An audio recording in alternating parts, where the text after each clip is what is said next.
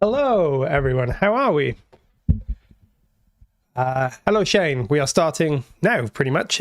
We usually start at 4, or just before after. Why do I have experience? I'm not sure what you mean by that. Sorry, Shane. But yes, welcome to everyone who's here.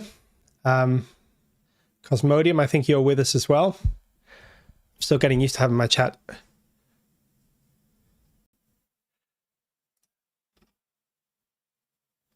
Oh, is this experience like YouTube XP or something? Hello, Adrian. XP, yeah, sorry. I'm still getting used to all the YouTube stuff. Yeah, it's something to do with the chat. I'm going to have to look into what all this means because I'm not 100% sure myself a lot of the time. But let me see. Cool. Let me just set this up. I'm very good. Sorry, Cosmodium. Yeah, I was in the middle of setting things up. Yes, I'm very good, and I hope you are as well. Everything is pretty good here. Hey, Brandon. It's all going well here. Hope you guys are good as well. Hey, Mario. Thanks for joining us. Good to have you all with us. This is going to be a fun one today. This is going to be revolving or based around trailer stuff. So we're going to be having a look at some trailer principles and techniques. We've said 5 tips or 5 secrets. It's probably going to be a bit more than that because we're going to look at a few different sort of areas and overlap. But the 5th one, however we do this, the 5th tip is one you'll definitely want to hang around for because it's going to be a really cool one. If you're a trailer person or you're looking to get into trailer music, the 5th tip is definitely one that you want to hang around to find out about because I think it's going to be very cool. How long will this live be? So this one, we usually go for about 2 hours. Sometimes we go a bit more than that. This one may actually be a little bit less than that today. We'll see how it goes because we've got a fairly condensed sort of thing today, but it may be 2 hours. It's usually around 2 hours, so usually till about 6 p.m. our time. But to be honest, this is going to be a more relaxed one. We're just going to chill, do some trailer stuff and sort of see how that goes. And if it ends up being like maybe an hour and 40 minutes or something, we may just sort of end a bit early when we get to the last tip. But we'll see how it goes. Usually we do aim to try and go to about 6 hour time in Britain. So yeah, I'm trying to think if there's any sort of major housekeeping or anything to tell you guys about. I don't think there is, other than stick around for this final tip because it's going to be really cool. I'm at work. Will it still be up later tonight? Yes, all these live streams stay up. So we'll be broadcasting for the next 2 hours or so, maybe a bit more, maybe a bit less. And then once we're done, they all stay up. So all our previous live streams that we've done on YouTube are all still up to watch, and this one will be as well. And same with all live streams going forward. If you go into our live tab on the YouTube channel, you'll find all the previous ones that we've done. So this is a weekly thing that we do every Tuesday pretty much, usually with me, but there may be other people at some point in the future, who knows. And yeah, it's cool. We just sit around, compose or do a mock-up and yeah, have some fun. So if you haven't joined us before, there might be a few new faces. Welcome. Hopefully you'll get a lot of fun out of this. And if you have joined us, obviously a few of you here are now regulars. Thank you very much for joining us again. And yeah, this one is going to be cool. The last few months, I guess, really, we've been doing mock-ups of other pieces of music. This one's sort of more looking at trailer music principles. So if you guys, any of you want to be trailer music composers or have an interest in that kind of genre or writing that kind of music, hopefully this will be really useful for you. And as always, if you want to ask questions, if you want to see something that I'm doing in more detail, or you just want to, break down something, we can definitely do that. Mara says, can you by any chance show us how you do reverb in general in your template? I just started out with Nucleus and don't want to use a reverb with each patch. I certainly can. Yes, I can show you that. Trailer music versus other genres. What is your interest, Adam? What is your strong genre? So trailer music, I'm not as experienced as I do some trailer music. I've been really fortunate through Jan and Brian and the guys at Verdant to do some trailer stuff. And I've done some trailer music for other people. It's not sort of the world I grew up in. So it's something I'm still learning as much as anybody else. But, I have done some of it. I've been lucky to have some placements now with things like Mission Impossible and some stuff for Disney and things like that, which is really cool. And I love doing it. I think it's really fun. It's a very different industry to the scoring industry where that's a bit more collaborative and the time scales are different and the way you work is different. Trailer music is particularly custom music, which is when you're writing trailer music custom for specific projects. It can be very intense, but it's very good fun. It's very creatively satisfying, and it's just a blast if you do manage to get your music placed and then you hear it, you know, alongside the trailer with Tom Cruise or whatever. I mean, it's just great fun, right? I mean, it was great to go to the cinema and see that, you know, happening and think, oh, that's my music. I recognize that sound and that patch and that thing and whatever. So it's a really, really good area to work. It can be a good career for a composer as well, because, you know, it can be pretty well paid if you're working at the top level, and it can be a lot of fun. So yeah, it's a really good place to work. I came more from a scoring background, so trailer music is something I've had to learn over the years. And it's still not maybe, you know, the prime way that I work or the prime genre that I work in, but I do love it, and I'm trying to get more into it. And I think it's such a cool kind of medium to work in. So yeah, we're going to do some trailer music today. And as I say, we've got these 5 tips. It's going to be more than 5, but we've got these 5 main sort of areas, and the 5th one is going to be really cool. I'm really excited about it. So do stick around to find out what that is. Do you, at a point, want to do trailer music video? Then we know how hit points go with the flow, because a lot happens in a trailer. We can definitely do that, but here's an interesting thing. If you work in trailer music, you very rarely see a video. So hardly ever, certainly with major Hollywood films, if I get a brief and I do a pitch for some trailer music, hardly ever see any video. It's just not the way that particular industry works. You know, more often than not, you'll get a written brief. So you might be asked to do a 2-minute track or a 3-minute track or a 30-second track. And if it's for a well-known film, you know, let's say it's for a Marvel movie or something, you may be asked to use a theme from the Marvel movie, or if it's Star Wars or something, you may be asked to use a theme from Star Wars, but trailerify it, you know, give it all that big trailer energy. But I've never worked on a Hollywood trailer pitch where I've seen the trailer in advance. In fact, more often than not, the trailer editors are looking for the music to start cutting to the music. So they'll take the music that you make, and if they like what you've done, they'll place that into their edit timeline, and then they'll begin telling the story based around your music. And then it's a bit of back and forth where maybe they'll, you know, like what you've done, but they want to cut it early or add a bit on, or they want a big break at this point and you have to add all that stuff in. So it's a really interesting world. But yeah, we can do something to picture. We definitely can. But if you guys are interested in trailer music, that's just something that's more often than not the case, that you won't work to picture very often, particularly if you do custom stuff. Hello, Ultima Nova. Hello, Big Empty Brain. Doing without video is more like going with the flow. Isn't that usually the case for making trailer music for catalogs? Yeah, it's a case for everything. And I mean, that's a good way to think about it. And this is something we're going to talk about more probably down the line, because we're going to have some really good input on this. But yeah, when you're writing trailer music, part of the job, or a good way to think about the job, is you're creating a structure, an inspirational structure for an editor and a trailer music team to begin working with. You know, so very often they're looking to the music to start stirring some ideas. They'll have a good idea of what they want to do already, whether it's a emotional trailer or an action-packed trailer, or whether it uses a famous song or something like that. But they'll give the brief to you, and they may say, we want this trailer to, you know, be 2.5 minutes long, and we want it to start like this and then go like this, and then at this point we're going to maybe do this and have a big, you know, stop down or something.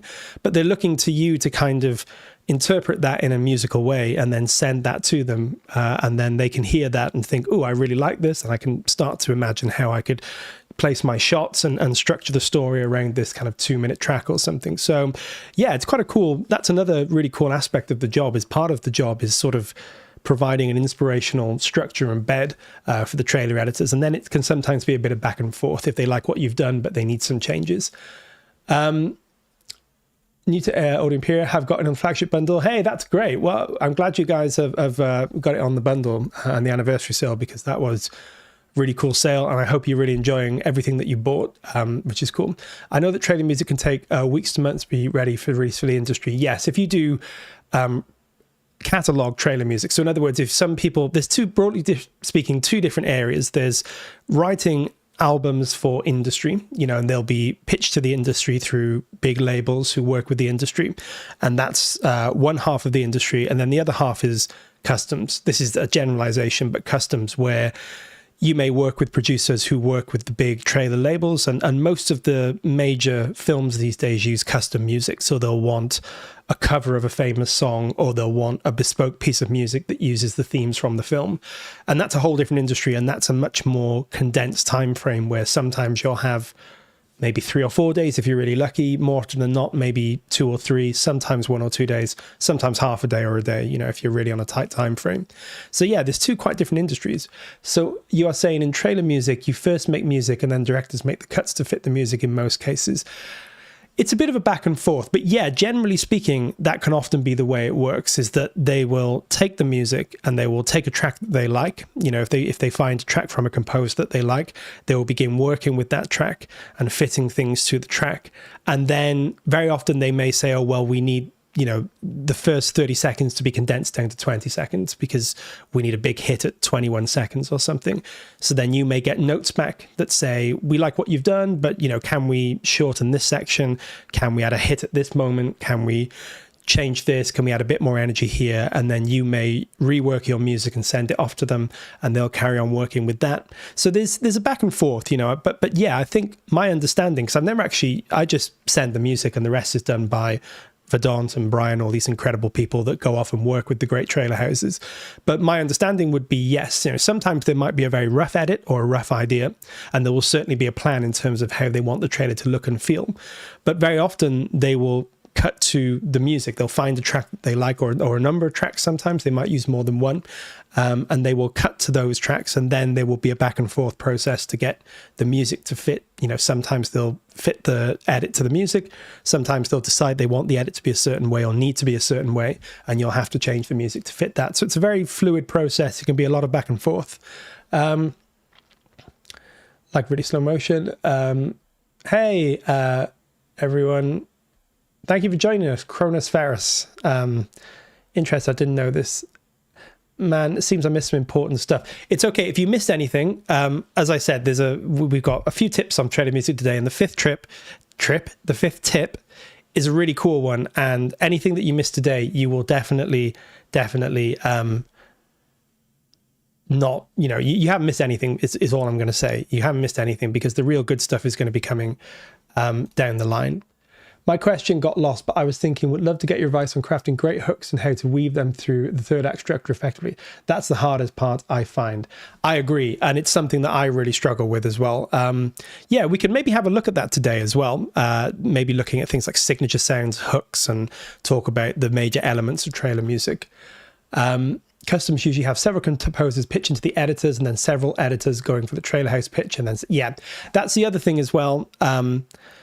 It's the customs game is not a lottery game, but you'll write music and your music may get used. But even if it gets used, it may get used on a trailer that doesn't end up getting used, or a trailer that doesn't get used in the beginning, and then maybe later on they'll revisit. It's a whole, there's no rhyme. Well, there is a rhyme and reason, but it's a very fluid process, so you can think of it almost like a pyramid where, there might be 3 different trailers that they're thinking about creating, and they may create all 3 of them, so you may work on one of those trailers and your music may get used for that trailer, but then maybe they decide they want to go with another field, because there's all kinds of marketing executives and trailer directors, trailer editors. There's a whole team here, massive team from the top of the studio right down to us, basically, to the trailer music composers.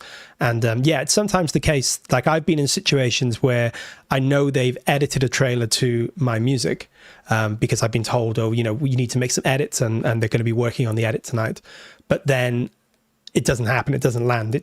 Somewhere down the line, someone decides this is not the trailer that we want, or we need to use some different music, or whatever it might be. You never find out. You're never in those conversations. But yes, ultimately, sometimes it's the case that you may work on a trailer. The music may be used, but they may not use that trailer. I've also been in situations where I've pitched for a trailer and I didn't get it. and then I didn't get the second trailer, and then I didn't get the third trailer, and then I didn't get the final trailer. And then a year and a half later, I get a phone call and they say they've used the music, they've taken the music, they've bought it. So I've been in that situation too, where I've pitched for every trailer and it's been cut 2 or 3 times and it hasn't been used. And I've thought, oh, it's never going to happen. You know, that's fine. Sometimes you lose, sometimes you win. And then literally 3 or 4 months later, got a phone call out of the blue and said they've used it. You know, it's been placed. Congratulations. You know, here's the money. Well done. And so it's a very strange world and a very fun world, very exciting world. Hey, Ollie. We're just talking trailers. Hey, Peter, good to see you. You haven't missed anything really. We've just been hanging out. The only thing you have missed, although I didn't mention it in Discord, is our 5th tip today, our 5th secret, if you like, is well worth hanging around for. I keep saying this, but I just want people to know that, you know, there's some really cool stuff coming. Today, what we're going to do is more just talk about some principles of trailer music, and then we're going to look at some, you know, just some general tips and ideas. This is more of a kind of composition, layering, orchestration thing. But we will have, as I said, other things coming that are going to be cool and a lot more than that. But today we're going to look at some more of the principles of how you might layer things together, how you might create big walls of sound, how you might structure things. And we can certainly look at, you know, other things if you guys say, you know, have anything you want to look at in more detail. Yeah, it's going to be a good one, I think. So we will look at sort of some general trailer music principles. And by the way, Gareth T in our Discord did raise a really good point. He said, can we do something that's maybe non-epic-y? Well, I'd already created this piece and it is kind of epic-y, orchestrally based, but it's a really good point that in the future we should look at non-orchestral derived trailer music, because a lot of trailer music and a lot of trailer albums and things are not, you know, big 2 steps from hell style orchestral, you know, trumpets and horns and you know, big synths and stuff. Some of them are more minimalist or, you know, are more emotional and not as sort of heavy and aggressive. And it's a really good point. But with the custom stuff that I do, at least, most of the pitches I get tend to be for like a big Hollywood franchise, you know, so it'll be a big action film or a big, you know, fantasy franchise or something. And so, you know, most of the stuff I do tends to be on that orchestral side, but it is a really good point, and we should definitely look into other types of orchestral, other types of trailer music that are not all big hits and, you know, full orchestras and things. Whatever you think this 5th secret could be, it's better. It's a really good one. It's going to be really cool. And I think if you're a trailer person or you're looking to get into trailer music, yeah, the 5th thing that we're going to be talking about today is going to be right up your street. And I'm super excited about it as a trailer fan myself and a trailer music fan myself. I'm looking forward to it. I have a video planned on sound design, trailer music, Brent Daniel style. Cool. Yes, sound design would be cool. We should definitely do that as well. Sound design is my favorite part of trailer music. Yeah. And it's also a really interesting and important thing as well, because trailer music's all about hooks and signatures and unique sounds. And if you're making your own, that's really good, you know, because you're going to have stuff that no one else has. And that's going to always make your music stand out more, which is great if the trailer people are looking for a hook, something they haven't heard, and then you've come out with some crazy piece of sound design that you've created yourself. That's always going to stick out. And that's what you want to do, right? You want to inspire a trailer editor who listens and starts geeking out on your music and is like, oh, that's awesome. I love that sound. I could cut like this and I could do this. And then before you know it, they've checked your music in the timeline and they're starting to work with it. And that's how you get placed. Yes, I'll be watching too. Yes, make sure you share that, Peter, because that would be cool. Whatever you've done, we would all love to see, I think, because you make great stuff. So it's going to be very cool. So let's move over to the door, because I'm doing a lot of chatting. If you do have any other questions about trailer music, I'll be happy to answer them. And I'll walk through how we're going to do this today. So here we are. I've created an Act 2 and an Act 3. Now, these are not full trailer tracks or full acts. They're sort of more the principles of acts. And they're not going to win any awards for composition. They're not the best, but there's ideas in there that we can look at and use. So, you know, it's more about that. And then maybe we're going to talk about, or actually create an intro live. If we've got time, maybe we'll just create a super quick intro or something. We'll see how it goes. But yeah, I think the first thing, secret number one, it's not really a secret, you know, but it's a tip. It's something that's well worth knowing, is that structure is everything in trailer music. And broadly speaking, there's lots of different structures. And if you watch trailers, they can take lots of different forms. But broadly speaking, it's an act 1, 2, and 3 structure with the excitement levels ramping up from the intro to the outro, so that by the time you get to the end, you reach the biggest point of the music, the climactic element of the music. Trailer music will never really be like you have a big opening act and then a quiet second act and then a even quieter third act or anything like that. It's all always going in one direction, even if there's some unexpected twists along the way. So that's an important thing to think about. If you're ever writing trailer music or trying to write trailer music, the first thing to think about is a structure and then what material you can use and how you can spread it over that structure. Trailer music is very, very simple in design, but really difficult to actually do in practice. Any of you guys that have written trailer music know that. It's like when you listen to it, it's the mistake people always make. Trailer music sometimes gets disparaged by people, but it's a misunderstanding from people, I think, because it's like pop music. It's like, it's very simple, but coming up with it's not simple at all, and coming up with really good stuff is really, really tough because it's so hard to do something simple but also really effective. So what we're going to do is talk about Act 1, Act 2, and Act 3. And you can think about it, again, going back to what we were talking about, writing a story. It's like telling a story. It's like a film structure. It mirrors the structure of a film. Act 1 is usually about setting the scene and giving space to begin to understand the stakes of the story. Act 2 is usually when we get into the kind of the bulk of the storytelling, so this is when we begin to see, the stakes unfold, what's happening, the major conflicts between characters, or, the major turning points that may be in the story. And then Act 3 is where we just go for it. More often than not, that's the satisfying payoff to the first 2 acts. We begin to see all this great stuff that's going to be in the film. And we're like, oh, this is going to be awesome. There's big battles and there's fights between heroes and villains and whatever it might be. There's a love interest and all this stuff. And this is when we see all this cool stuff. So Act 1 is sort of like a question. It's like you're leaving space for a question to be posed. Act 2 is usually the kind of development of that question, and Act 3 is usually the kind of the payoff and the answer, I guess. Okay, who's going to tell Adam that his banner hasn't been updated? Oh, Ollie, you're so right. Hold on, we can change this. Where is it? I can do this. I have the banner. There it is. Oh, is that the right one? I don't know if that's the right one. I think it is. That's better anyway. Adam likes Wednesday. Yeah, that's the right one, I think. Yeah, I minutes before we started, I realized I hadn't changed the opening wallpaper. General Ortega was still looking at me menacingly, and then she was there. She's everywhere. And she was at the Emmys or whatever the other day. I didn't notice either. I'm useless at seeing all this stuff. The whole thing would have been Wednesday for a trailer stream.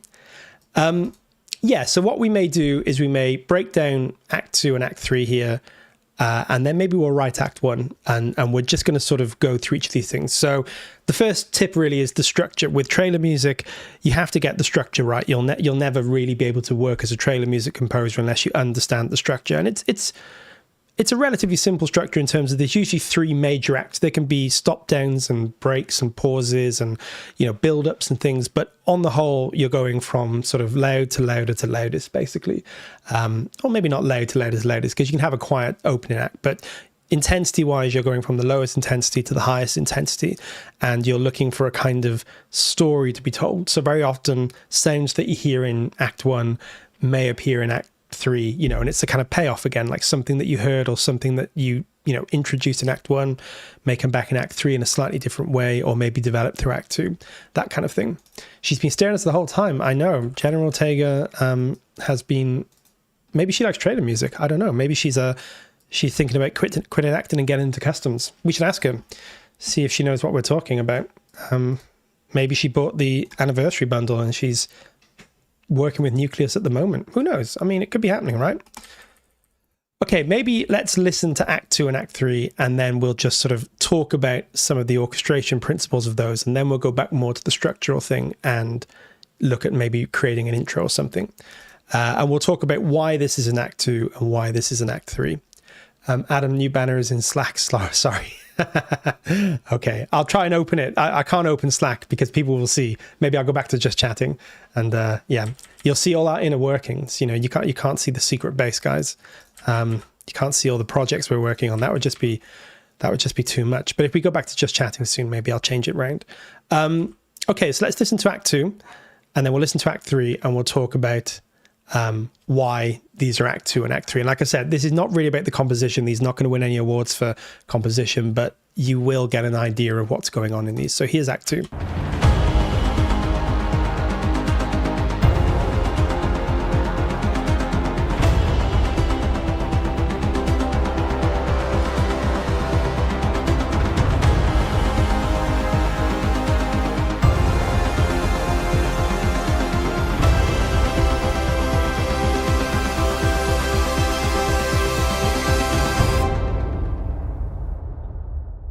So this is like a condensed Act 2. Usually it would probably be at least twice as long as that, but we're condensing everything down, so we're just looking at principles today. As I say, this is not about composing really, or not about creating a full track. This is just about the principles of these tracks.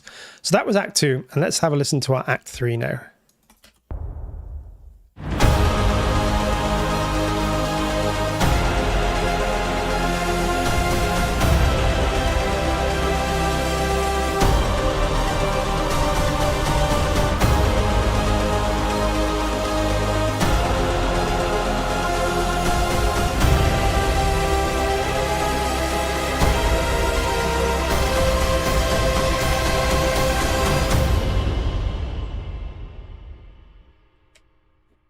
Cool. Yeah, it's that's kind of where we're at with it basically. So I've just whipped these up. These are, like I said, the compositionally we've just done this afternoon. So don't think about the composing, but let's talk about the principles of this.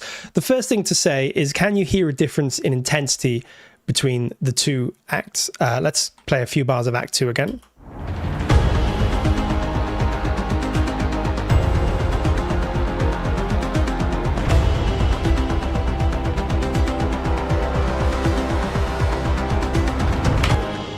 So that's Act 2, and you can hear it's got this kind of almost like a heartbeat style incessant thing.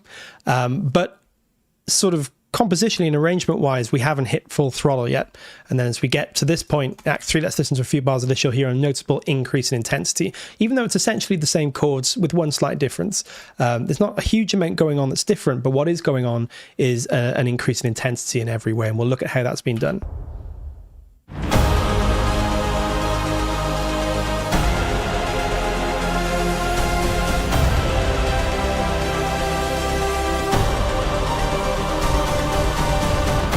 So I think you can definitely hear that at very least this part wouldn't.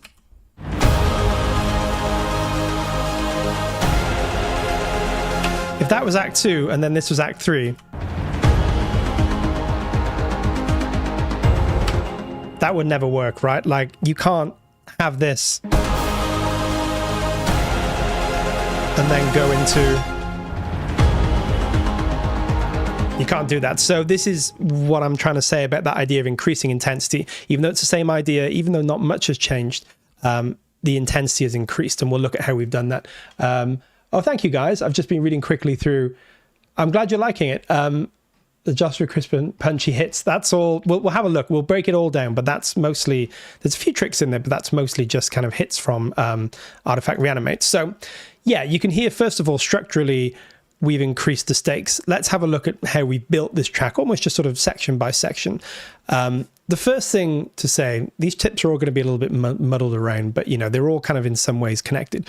You guys are talking about, I'm glad you're liking the chord sequence, but the first thing I would say is trailer music is chord sequence, really. If you're writing a score, you might think more about melody or theme. Trailer music usually doesn't have a real identifiable melody, like a hummable melody, unless it's like a really famous thing like Superman or, you know, Jurassic World. If you're doing a custom for one of those, that you may be asked to use the main theme from that.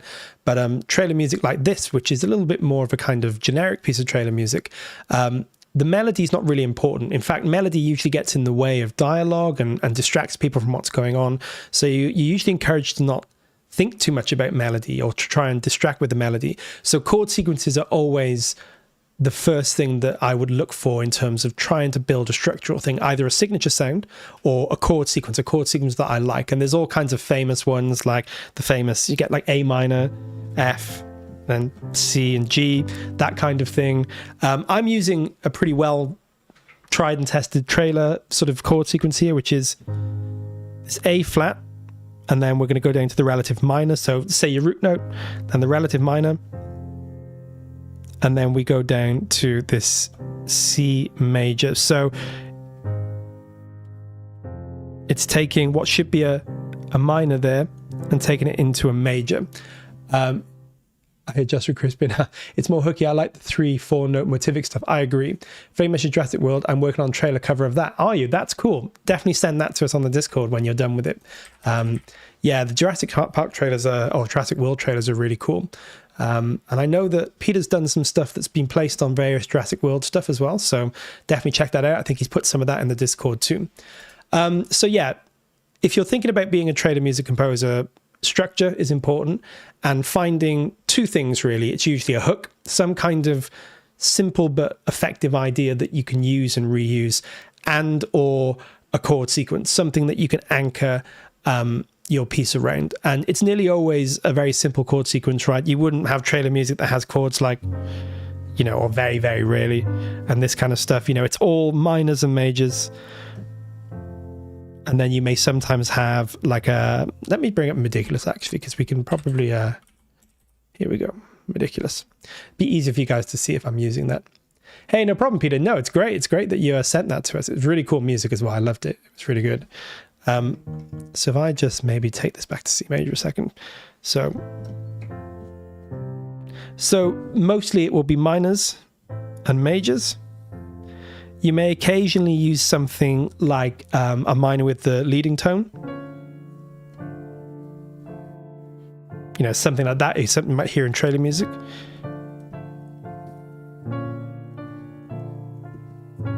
Something like that, it could be something that you would hear a lot. But yeah, I would nearly always build it around really solid chord sequences. So you can just find something, you know, like you could do, this one is something like this. That could be a trailer piece, you know, just really simple chords. And then maybe you could try switching one of these to a major. Just really strong, hooky chord sequences, you know, that sound kind of Lord of the Rings, yes. That just sound bold. Boldness is what you're looking for, and catchiness with chords. So I think this is quite a catchy chord sequence. This is why I like to use this one that we've done today. And as I say, it's A flat, and it's F minor. And then instead of staying in the minor, we go to that major there. And it's that major that makes it sound interesting, right? If it was like this, it's not bad, but it's not really a hook to that. It's just a chord sequence. It doesn't go anywhere, but I could have done, but I think that sounds better just. It's this nice sort of change into that major there that just makes it interesting and hooky.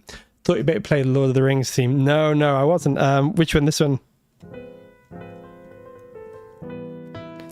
We can't play too much of that. Maybe a new line will come for us. But no, I wasn't going to play that.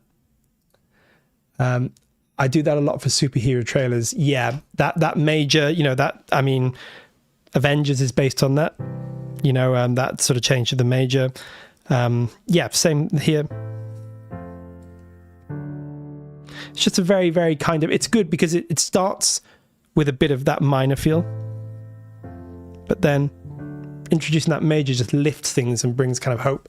I feel like always stuck on with what to lead towards the third act. It's really tough, and this is why I think planning and structuring trailer music is so important, because some people, some incredible trailer music composers just get stuck in bar one, they just go, and they're so good they can just figure out how it all works. But yeah, I'd like to try and structure a little bit at least, because then I know something that's happening in Act 1, I can pay off in Act 3, or I know that the chords that I'm using in Act 1 are going to relate to something I can do in Act 3. Mode mixtures everywhere in trailers. Also, the flat second sound is really in right now. Yeah, there's a lot of that kind of stuff. Yeah, the mode mixtures really important, I think. So the chords I'm using, the best way to think about it is this. In this particular case, it's A flat, F minor, and then the C major. But I guess the way to think about it is that we're in A flat, and then we go down to the relative minor. So let's do it in C, where we can sort of see. So we're in C, and then we go down to the relative minor, or the sixth, and then we go down to the third, but we make it a major, not a minor. If we were in C major, it's all these white notes here. So if I was going to keep everything in C major, exactly what Peter was talking about with these chromatic mediants and things, if I was going to keep everything in C major, but use the same chord sequence, I would do that. And that works, but it's just not quite hooky enough, I don't think. It might work for a certain type of trailer, but a really interesting way is just to bring this into a major. And I mean, we could try other things as well. We could do...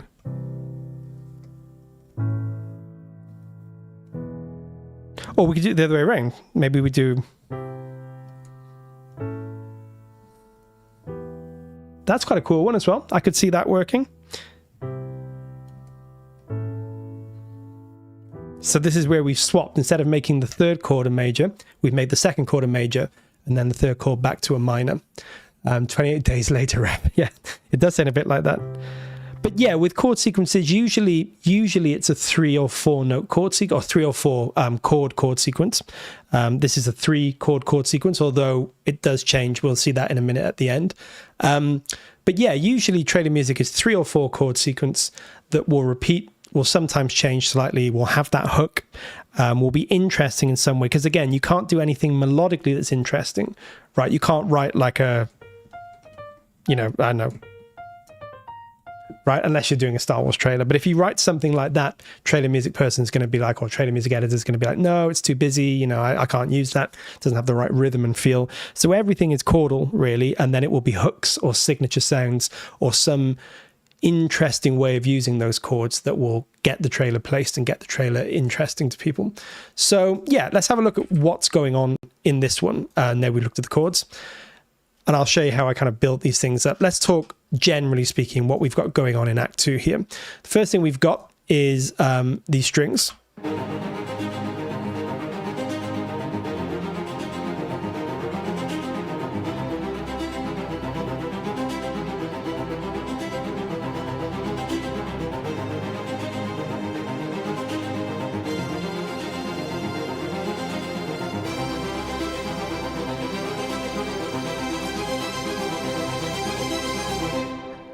So you can hear one of the things that I'm using to make this trailer interesting is movement, which is a very common thing, ostinatos and arpeggios. If I take all those out, this trailer will lose all energy. Like if I took out, any of the kind of movement, let's take out this as well, and then listen to it.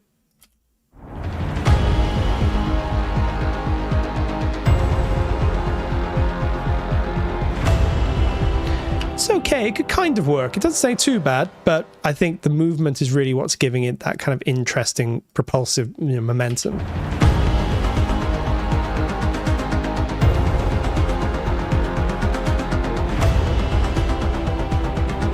So the movement's really important. You'll come up with these kind of ostinatos all the time. If we just take a look at one, it's just really the chords broken up.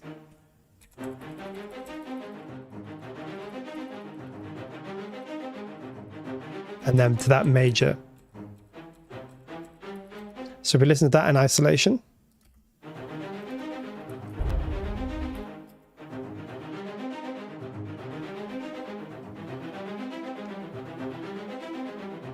So that's on Araya. And then to give it more interest and make it sound a little bit more kind of unique, I guess, I've used solo. We have spiccatos in our solo library, and I've used the the violin and the cello. And this gives it a slightly more soloistic, kind of close, intimate, sort of, you can hear more of the bow and more of the individual instruments.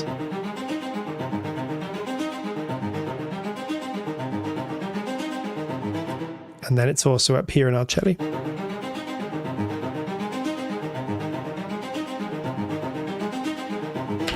With the spiccato lines, the way I recommend doing it is, again, once you've got the chords, you know what notes are going to be in the chords, and then I just use passing notes. So, all of these notes are in the chords, apart from this one, but it's a passing note. So it's just the A flat chord, but we have a passing note, that major seventh there. Now, to give this more energy, and this is something that's often maybe not appreciated as much, you can use counter movement, and particularly low down, it often adds a lot. So I have this counter line here in this dolce spiccato patch.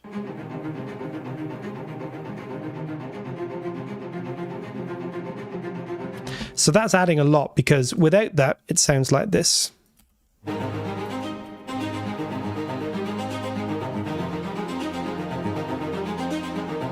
Not too bad, but this line here lower down, just broken chords again, just in a different pattern, gives it more energy and something for the upper ostinato to play against.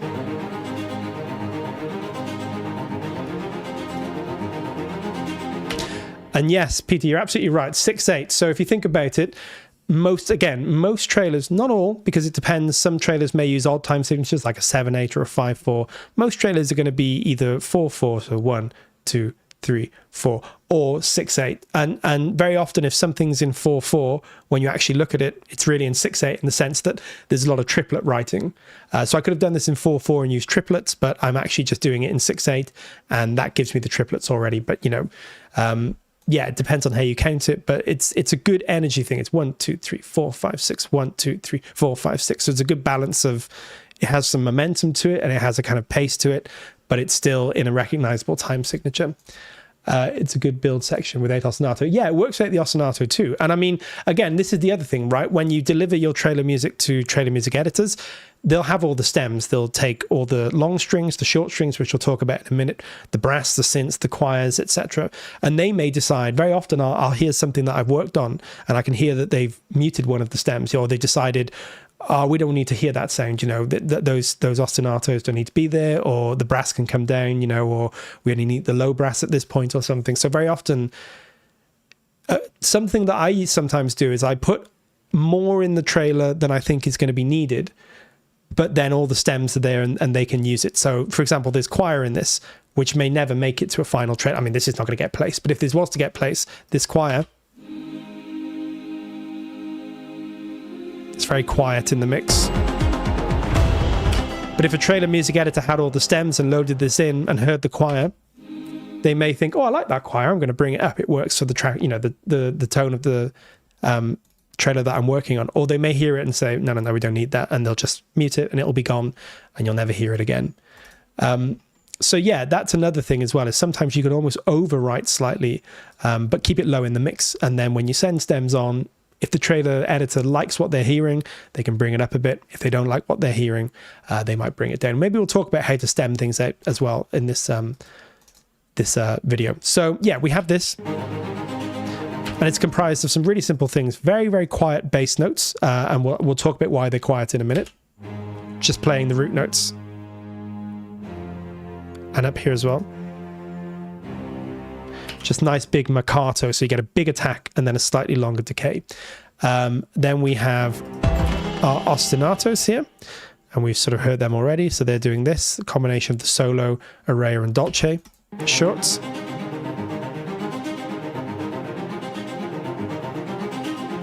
And that's all it is, just those long bass notes, and then these spiccato sounds in the different libraries. And then as we go on, we have a second line appearing in the legato upper strings.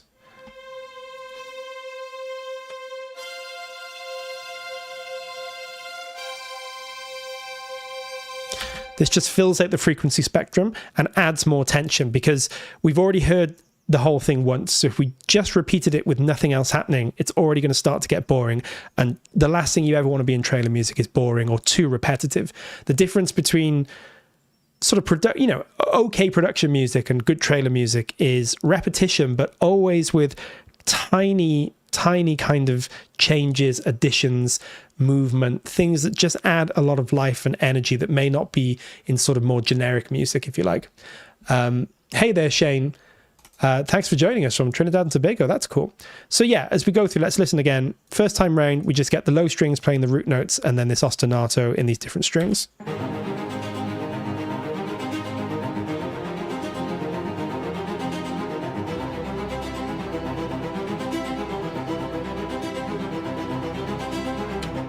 we can't just repeat that again. So we do repeat most of it, but we bring in these longer string lines, just playing a kind of, not really a melody, but like a melodic figure, a rising figure, to give us more kind of intensity as we go through.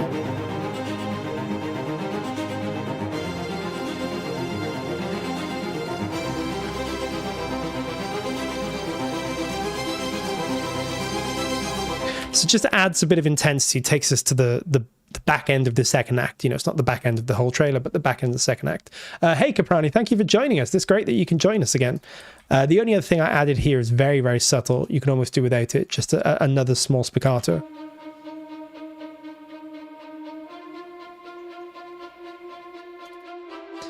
Exactly. Always be introducing subtle new elements or some subtle change. You know, you can repeat the phrase, right? I mean, trailer music is all about repetition. If you ever listen to it, everything repeats. But if you listen closely, nothing repeats at the same time. There will be a slight change in the rhythm. There will be a new addition. There will be an upper string line. There will be a very slight counter melody. There'll be something different. You can almost hear it. You can hear a phrase, and then you can hear the repetition of that phrase, but you'll hear something about it that's slightly different, and you'll be like, oh, that's cool, you know, because that makes it the same and familiar and cool, but it also makes it different enough that it gives the trailer something to latch onto and move forward with.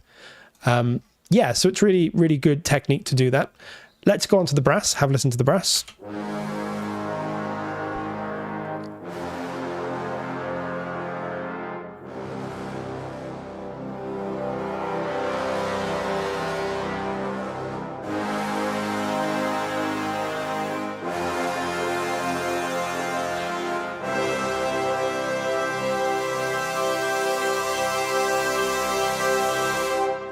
Cool, so all just long held notes here.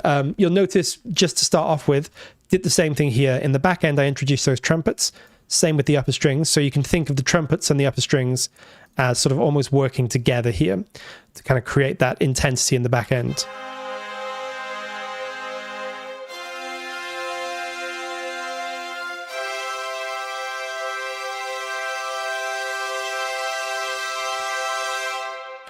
So those work really well together.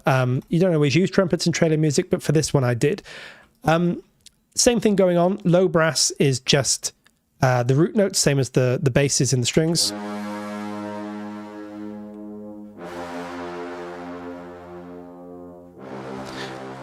Really simple, but let me show you a technique. So I have my Talos low brass sustain here.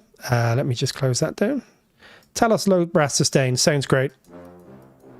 Absolutely brilliant. Then I've got a -12 patch here, exactly the same patch, but pitched down here inside of contact. Have a listen to this on its own.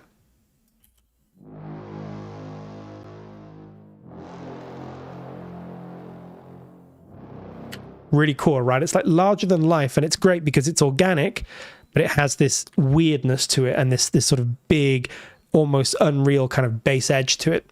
So these two together work really well. Without that lower brass patch, it sounds thin. This is something I use quite a lot, is pitching the low brass down.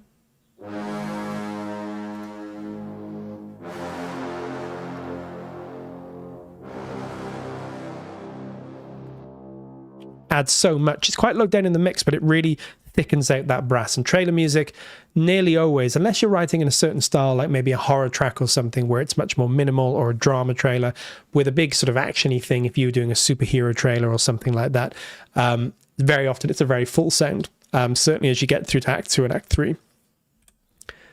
I haven't written music in a while. My Mac is really slow. It kills my creative juices. I should download Cakewalk and use it on my laptop. Yeah, just get it and write music and send it to us. Make sure you get on the Discord. If you're not, send us what you're doing.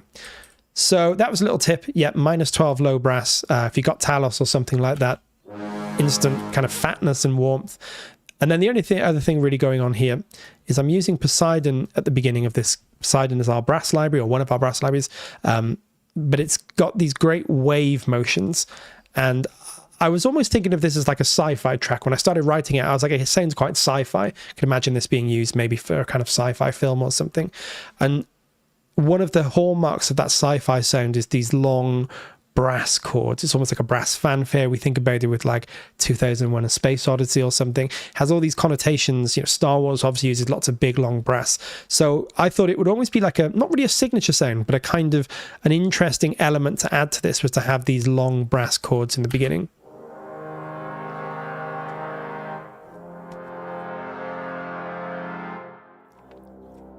this one in particular.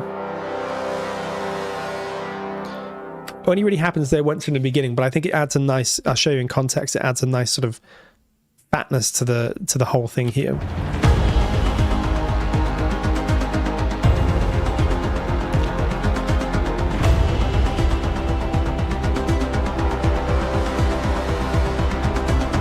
Just really adds a lot of kind of like wideness and width to that with the big swell. I'm not on Mac, I'm afraid. I'm still on Windows. I think that's always going to be the way. And then the only other thing I have going on here are the horns just helping the harmony here. Really quiet.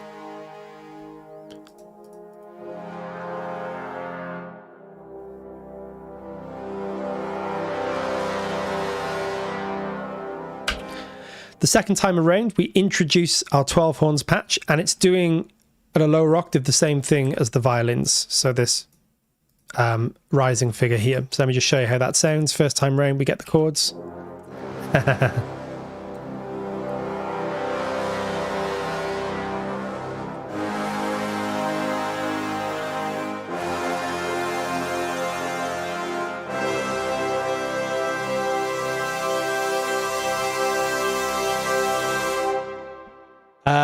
No, I'm going to stay on. Maybe I should get a Mac. I don't know. I can't bring myself to do it, but I should. Bespoke Audio is asking, so chords are being doubled across the whole orchestra. Could you show us the MIDI? Yes, I can. And yes, they are. Mostly in the brass. You'll see as we go further down. But yes, very what we call close voicing. So there's no real spaces in the chords. Everything sounds very thick and full. Let me show you what I mean. If I show you just the brass. Do you see how there's no spaces? Obviously, the only spaces are the notes that we're not using, but there's no big gaps where we have big, hollow, empty stuff. Everything is very full and rich. And then as we go further along, we're building more and more voices into our chords. So by the time we get here, so in the beginning, it's only these 1, 2, 3, 4, 5. But as we go further through, we add more voices as we bring those trumpets in.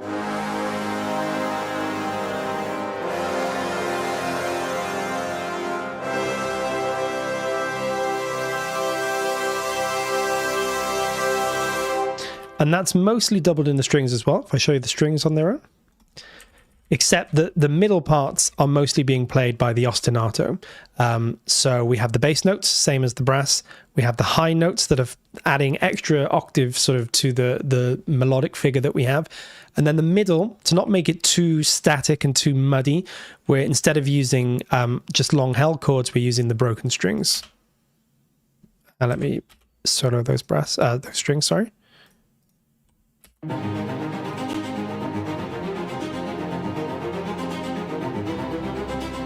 But the full effect of just those two is still a really rich and kind of full sound.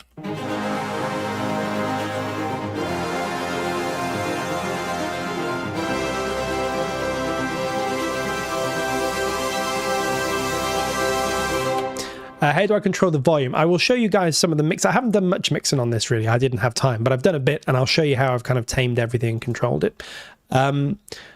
The choir's just singing the chords in this kind of slightly mysterious sound. So we're using an syllable or an articulation from the chorus. Just adds this kind of slight odd feel to it, I guess, and it also fills out the frequency spectrum without.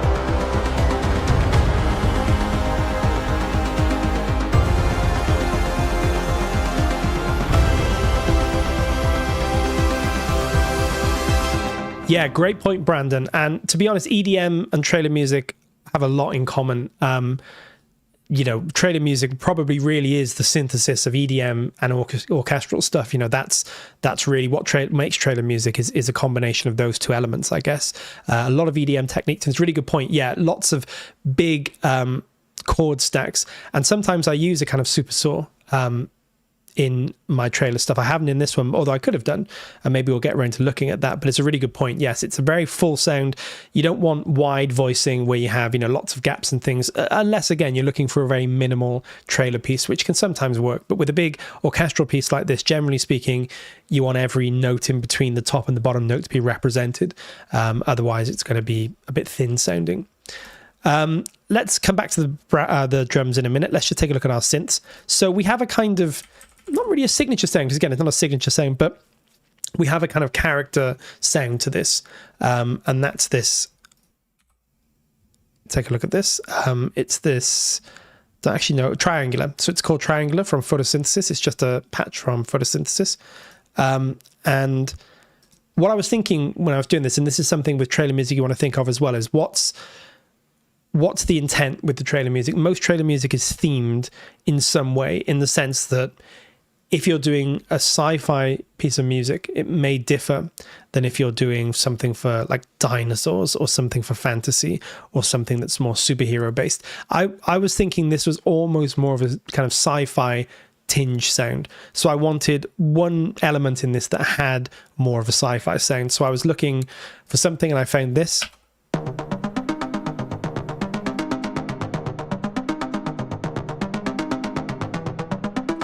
So it's got this kind of synthy, kind of arpy sound. It's all a bit grungy and so on, but I'm just basically doubling the ostinato, but it adds a lot of kind of character. If it was just the strings, they sound fine, but not as sort of sci-fi like. So if I add this in and out, just the strings.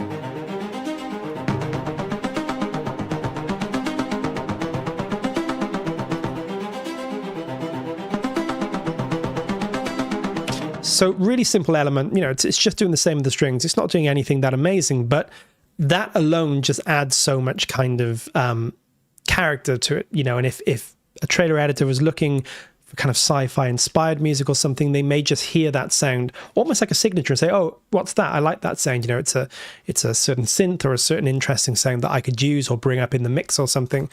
So that's what I was trying to think of here, is just, could I find a sound that just gave this a bit more character than just the orchestra alone? And then we've got a few more synths in here. We've got this really low down in the mix kind of Terraform, show you kind of pulse here. So let me just show you what that sounds like.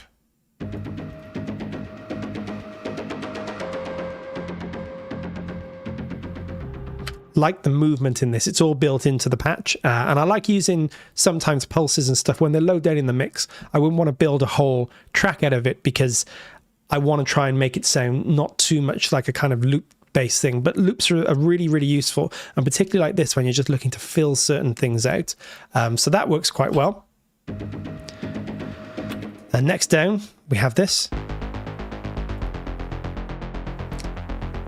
I really like these kind of plodding running synths, you know. So this is just a preset in Pigments, which should come up in a second, called Crusher. I think I bought this as like a preset pack or something, but I really like using these synths. Again, you can't really hear it in the mix, but it's adding a lot of energy.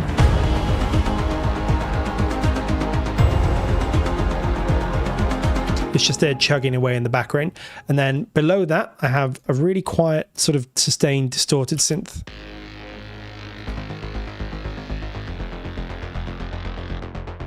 Just adds a lot of that nice gooey distortion.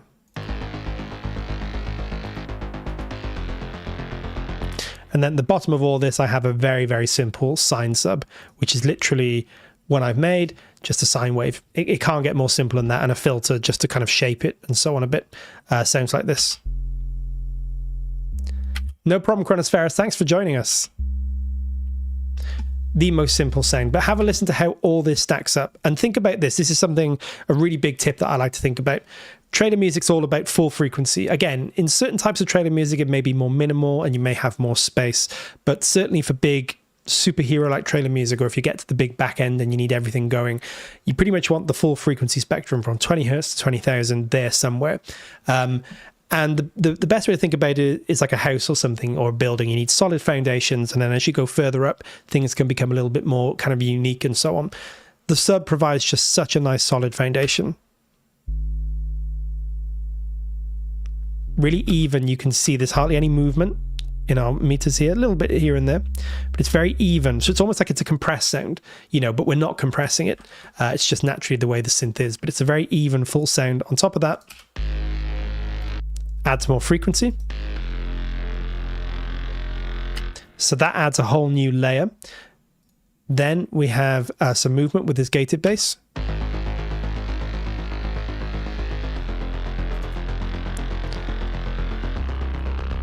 So now we've got a really nice full sound. Then we have this little thing on top. There's just a little loop. just really bubbling away and coming in and out. So think of that as like a solid bass. And if I show you guys, if I maybe just bring up, let me just put a really simple, there we go. Yep. And then I just close this down. We should go back to, can you see how we have like a whole frequency spectrum here? And you can literally see it being built bit by bit. Sine, just the bottom with a few harmonics here. Then the next layer adds all of this. Then our gate fills in this section here where you hear the bass, this sort of 100. And then this just adds a bit of movement. So we have a really nice full section there, and that's what I'm trying to get with these synths, like a bed for everything else to sit on. Am I adding any saturation? I don't think so. Let's have a look, see if I'm doing anything. A little bit. Yeah, here we go. So, don't know what's going on here. Hold on. Make sure my mouse is working there. Getting some weird thing going on. There we go. Right. So yeah, a little bit of sine here. Or quite a lot, actually. Is this the right one? Yeah. There we go. So without, much quieter. Still pretty even though, but it adds a lot of extra kind of harmonics. And I'm filtering that down as well. So without, it's a much more full. But I only really need those first 2 or 3 fundamentals there. Or the fundamental and the first 2 or 3 partials. And then a tiny bit of chorus, but not much. Again, just to give it a little bit of kind of movement, but not too much. So that's what I'm doing to my sine. But yeah, so we're building, and going back to what we said earlier, this is why we don't need too much from the low strings. In traditional orchestral music, the low strings are the bass, right? They're going to provide the bass or that warmth. But we have so much going on in these synths that I don't sort of really need all of those low strings. So they're there, but they're quiet. If I bring them up, just overpowers too much going on. And you'll often see this in trailer music. Very often people don't even use low strings, or they'll write them in and then they'll eventually mute them or bring them down to almost nothing. And that's kind of what I've done here. They're pretty low in the mix. It almost squares, is out with that saturation rather than sine. Yes, it is. Yeah, it's a really good point. And yeah, it's a cool sound, I think, this one. And it's just a free synth, so I really like using it as my bass. So yeah, we have all this low stuff going on. But we're bringing it down low in the mix. We don't need to hear it. Just a little bit. Maybe bring that down more. Who knows? And then our low brass doing the same. But the brass is not as low, if you like. You can hear, if I take the bass out, the brass is much higher up. It's not down in that kind of 60 hertz range. It's much higher up than that. So we're building almost like a kind of sandwich. We've got this nice low end that we're building out of these 3 synths here, or 4 synths, I should say. I just bring them in. If I just maybe grab this, I'm just going to loop these few bars here so we can hear this more easily. Oh, that's not what I wanted. That's what I wanted. So we can bring this in one by one. Our first layer. Second time. Then we bring in our gated bass, our kind of movement, our loop, and then our low brass sitting on top of that. Then a little bit of support from the low strings, but they're barely audible. And that's like our foundation layer there. And then everything else is built on top of that. We got some nice trombone chords, and then we've got some movement in the strings. Yeah, so that's, you know, think about when you're doing trailer music, it's like get the bass solid, using some synths, maybe some low strings, maybe some low brass, get a really nice even sound. Everything else can just play off the top of that then. So all this movement stuff is just dancing around on top of that big sort of solid foundation. As we go further on, I'm moving from those Poseidon chords in the trombones to Jaeger, which I just think sounds great for trailer music. Cuts through. So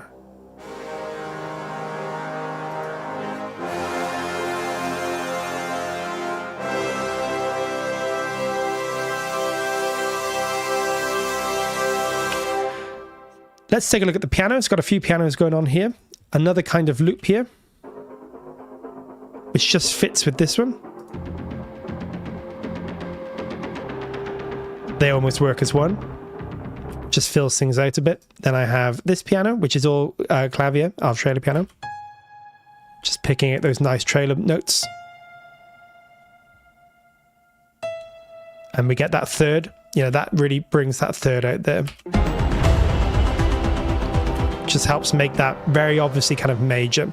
Then this one. Some movement in this one. Just simple movement like a staccato. And we have the low pianos with a lot of kind of bloom to them. Really nice low sound there. And all together they stack up like this.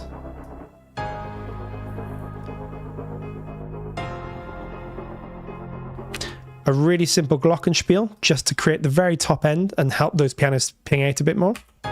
Hear it? How it's just almost sounds like the piano. But without, just loses something. And that's most of our kind of pitch stuff there. So if I just show you, we've got the pianos, bring the synths in.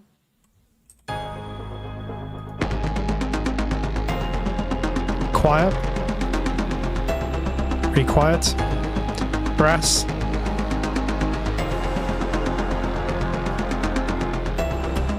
And then our strings.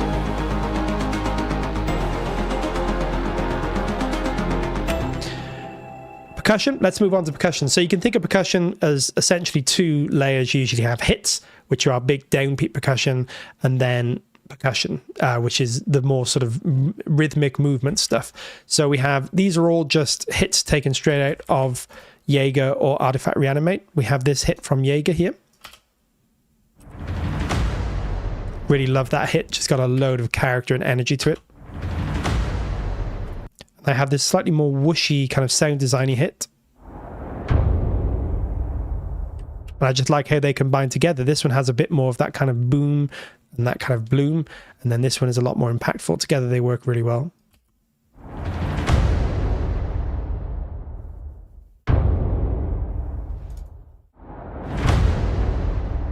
So all these hits are really straightforward. And they're straight out of the box. I might have done a tiny bit of mixing, but other than that, it's just these two hits layered, and they gave me everything that I needed. In the high drums, let's take those out for a moment. We have the Cerberus clicks and clacks. I love these. They just go along with the ostinato and add a bit of kind of transient energy. So if I show you.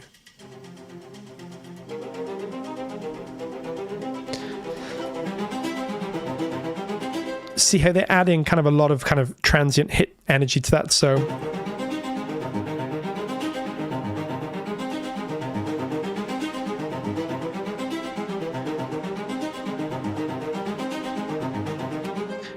and they sound really good. The only thing I'm doing, which I'm doing in a few instruments here, I'm not actually doing it in here, but let me just show you up in Dolce and Araya. So if I take Dolce, I'm using, oh, not on this one. I can't find the one I'm using it in now. Probably this one, maybe. In a few of these, I'm using the envelope. So let me show you. This tightens things up. I can shape the sound. So without the envelope, we have this. Sounds fine, but a little bit muddy. With the envelope, it cleans things up. I could go even more. If I wanted to really bring that down. Almost sounds like a synth now. So I actually use this a lot for trailer stuff because it's a really good way of shaping everything. Just tightens up. Make sure that I don't get anything sounding too kind of loose, if you like. So yeah, we have those Cerberus hits. Now, to give this energy, something I've heard quite a lot in trailer music these days, it didn't used to happen that much, is this kick drum. That's really the driving force of this. It's not these big, huge drums. It's just this kick drum that I boosted the bass of a bit. So it's a kick drum from Legacy, and it's just going all the way through.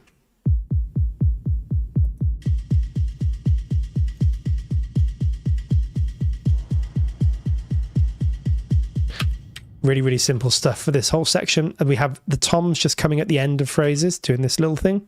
That's all it's doing. So if I play you... That's all it's doing, just to get us into the next bit.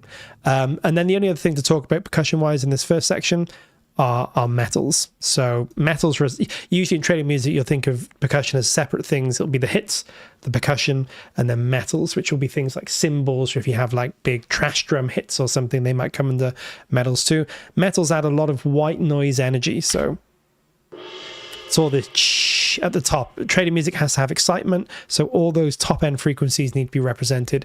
Cymbals are a good way of doing that, and they just add an extra sort of hit to the downbeats. Without the cymbals, it doesn't sound nearly as bright.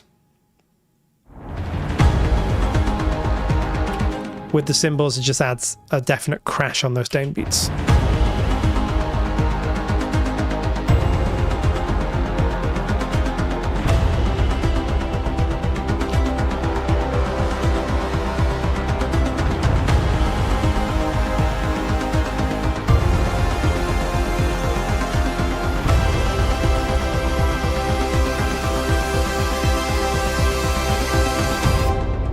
There's one more thing going on to talk about finally. It wouldn't be a trailer without a riser. It's probably not something you might hear straight away the first time around, but risers add so much energy when they're well used, especially coming to the end of sections.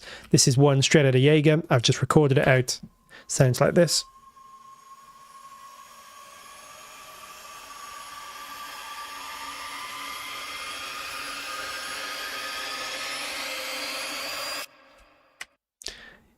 And yeah, that's just layered in. It's pretty quiet in there, but without a riser, it wouldn't have that feeling of kind of finality towards the end of this second act.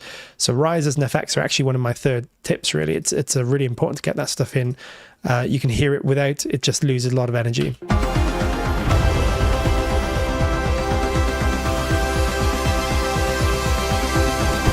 So yeah, really important. Peter says, oh my God, that's one of the most important things for me is controlling decay times. I agree. Even though I said I didn't have the envelope on this because there actually isn't one, I'm absolutely sure if we look at what I've got on the inserts, yeah, I've got a transient shaper. So watch what this does. This enables me to shape the attack and the sustain. So without, much more open. With, much tighter and more focused. And I can make that even more pronounced. That's a bit too much, but for this one, I liked it around here.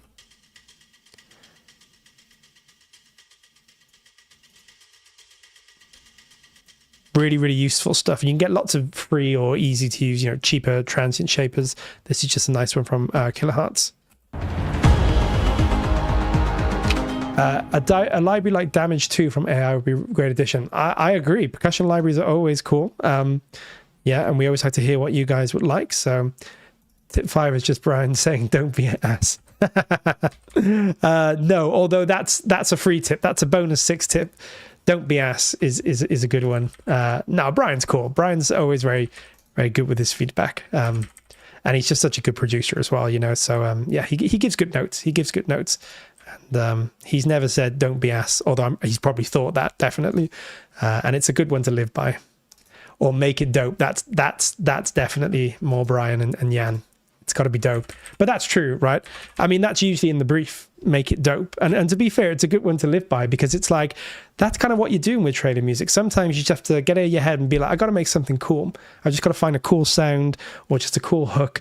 And I just got to make it cool so that we're all geeks. We all love music. We all love films. We all love comic books, whatever. And you just want to hear something and go like, oh, that's cool. Because that's what happens, right? When you go to watch a trailer, it's nearly always that one thing you hear and you go, oh, what was that sound? Like, that was awesome. It was big, deep, bassy rumble, or it's some weird siren or alarm or something. So yeah, make it dope's a good note. This should be one of our tips. Add some fire. Yeah, I mean, definitely. Just make it cool. Trailers are all about just, getting people in the feels, right? So making something cool is always a good way to get people in the feels. And it's actually a really good point as well, because again, trailer music editors will listen to a lot of music, right? So they'll listen to sometimes hundreds of tracks if they're using kind of library music. Even if they're doing customs, they'll very likely order a bunch of customs pitches from different composers. So they're looking for that one where they go, ooh, I like that sound. That's really cool. And yeah, it's really important to try and find that in your piece. Very often it's just something that's dope or something that's cool that you just know, you hope that someone's going to hear and go, oh, I haven't heard that one, you know, like, what was that? Go back to that. Let me hear that again. So it's actually a really good tip, going back to that signature sound and that hook, is find something that someone's going to instantly say, oh, I want to hear that again. That's what you're kind of looking for, really. He said, don't be asked to me pretty much every day. Oh, no, David. Maybe he's just being polite to me. Maybe as we get to know each other better, he'll start telling me not to be asked. I mean, in fairness, I'm pretty sure he's thought that. And I have on occasion been asked as well. So it's something I try to do as little as possible. Okay, we've kind of gone through this whole section here. And sort of looked at how we built it all up, and it's pretty standard stuff, but it's worth thinking about these things as you work, you know, finding that solid bed with the subs and the synths, and then over the top you can add some of those motors with the movement. You know, in this case we're using these solo violins and these ensembles. By the way, David Donches is with us, which is amazing. If you guys don't know David's name, you should, and if you don't think you know who he is, you definitely do, because you will have heard something that David has worked on. There's a great many things out there that David has worked on as a trailer composer, and he is awesome. So it's great that he's here. He is a man of all the trailer. I definitely agree. He's trailer guru, and he is definitely somebody that knows his onions, as we say in the UK. Is there an 808 in this sort of it's essentially a kind of 808 style thing. This here.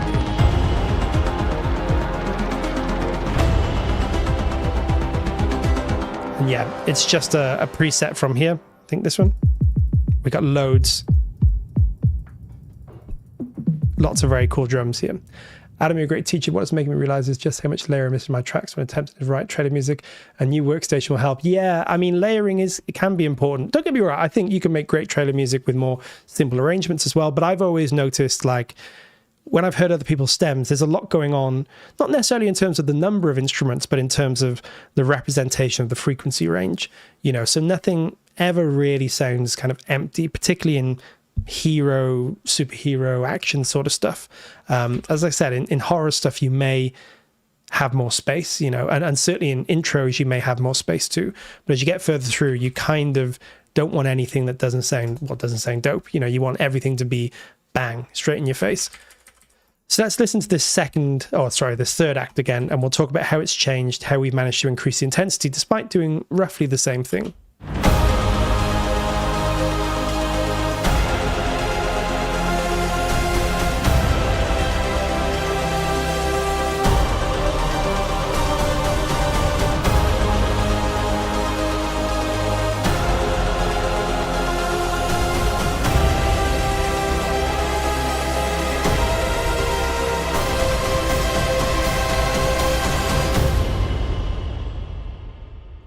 So yeah, we've taken the same basic chord sequence, same basic idea, but we've sort of increased the intensity there.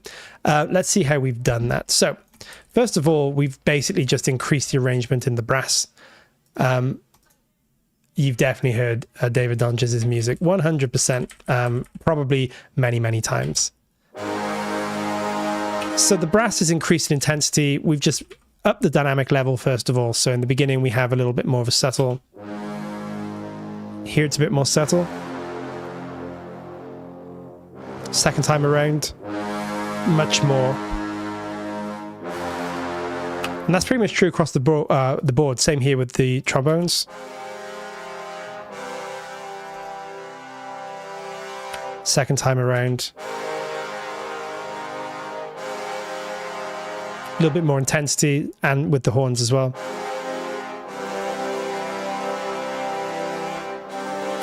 We have the introduction of a kind of melodic figure. Again, it's not a melody like a hummable, you know, something you could whistle, but there's more movement in the melodic phrase, which gives it a little bit more kind of heroism, if you like, because you've got something to latch onto now. So we've got this really simple phrase.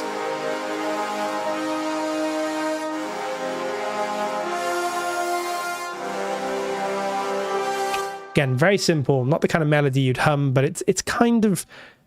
it's memorable because it's sort of this offbeat melody, I guess. And yes, very well spotted, Brandon. Something that I've done is I've changed from a 3-note sequence here. So first time around, we just have a 3-note sequence.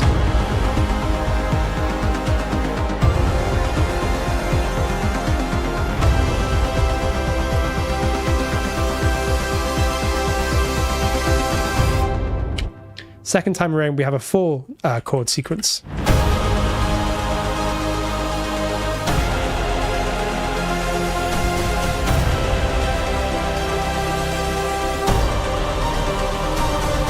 So that in and of itself just ups the ante here, because now we've expanded the harmonic sort of range here. And I'll show you what it is. It's very simple. First time we hit round, we had the A flat. Oh, if I actually go to a piano, that might help. Here we go. So then we have this C. The second time round, we have same 3 chords again. Then we go to this. Now, it looks like a complicated chord, but really it's an E flat with this major 7th and this major 13th. So it's a nice discordant chord. Not really discordant in the sense that it has no harmonic language, but it adds a lot of tension.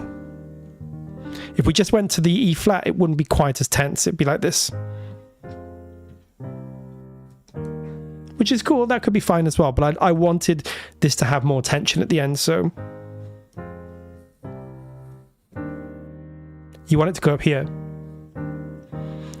So yeah, it's just this little sort of moment of tension, and it's a really good spot. Yeah, it adds a 4th chord, it adds a new harmonic movement, which just basically gives this a fresher feel, even though you know where it's going in the beginning.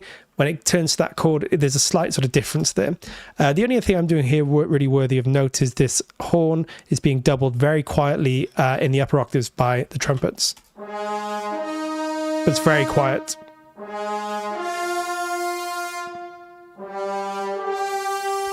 It's just filling out that upper octave there. Same thing's going on. We just have some harmony in the horns and the trombones. And the rest is kind of the same. We do have a slightly different thing going on in the ostinato. We've changed it. So now it's got this more incessant nature. The first time round, it sounded like this. So it's got this pattern of so sort of generally speaking going like this. The second time, it's just down.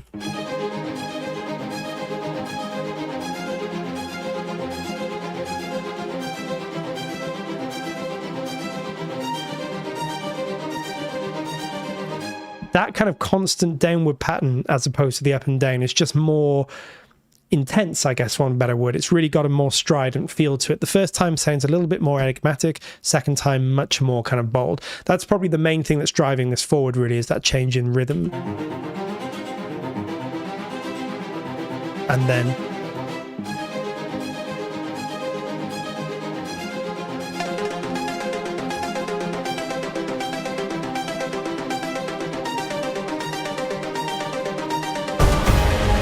so yeah, that's the main thing that's going on in the strings that's different. We have higher melody, higher harmony in the strings here.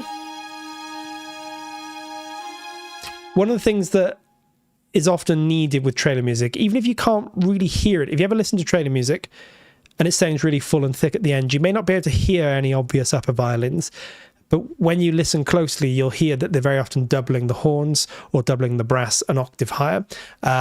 But in a way that almost sounds like you would a synth if you were adding kind of harmonics, opening the filter on a synth and adding kind of harmonics on the synth. This is kind of what this is doing. It's almost like we have the brass.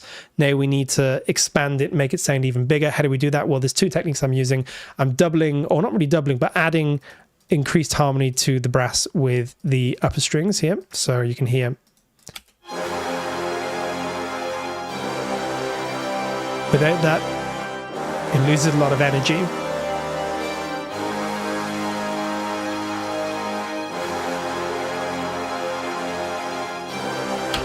Even though you can't really hear them, they're not really the dominant sound. They're really helping to kind of fill out the harmony there in the brass. And then the final thing I'm doing with the brass that's worth noting, nothing's really changed in the synths, apart from the addition of this synth here, which is doubling the horns.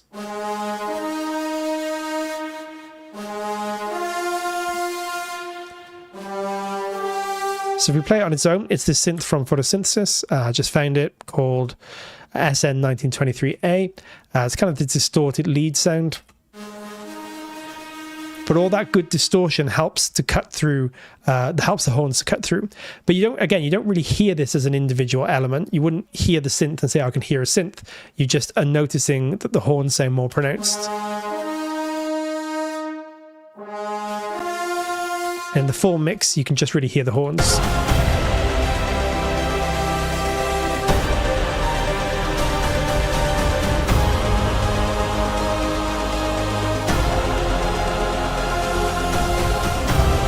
So that's a really good way of helping your sort of lead line to cut through without necessarily just turning it up. Because sometimes when you turn something up, it comes out too much. And then you're like, I don't really understand. I want it to be louder. But when it's louder, it now sounds too weird. You know, sometimes what you need is not more volume, but more reinforcement. You need more, more frequency there, basically. Are you full throttling the mod wheel here? Let's have a look. I probably am. I don't think I've done too much programming with this. So let's take a look. Yeah, pretty much just full throttle here. And it's all sustain patch. If I had more time, I would probably, do a little bit of this where we're just backing this off here and there, sort of bringing up and backing off. So maybe something, not quite that much, but sort of a little bit more shape. We could even make it a little more pronounced maybe. So it had a bit more kind of shape to it.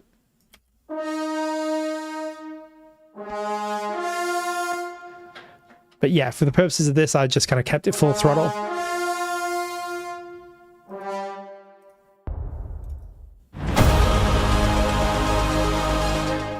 The trombones have more of this shape. Because again, almost the envelope of all trailer music is to have that big downbeat and then back off slightly until you get to the next big downbeat. So that's the shape I'm doing here. You can see.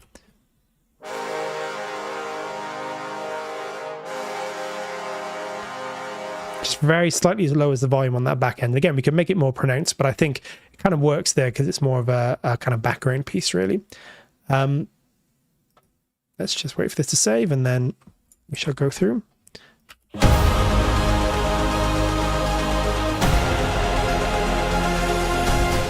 We have choir here. Again, it would be one of those things that I would probably include in a pitch, if I was doing this as a pitch, or if I was writing a piece of trailer music for an album or something.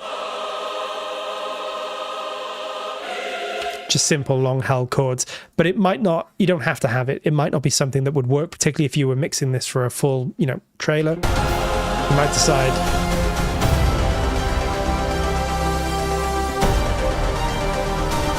You just want that. But the choir just adds an extra layer that you can kind of take or leave, really.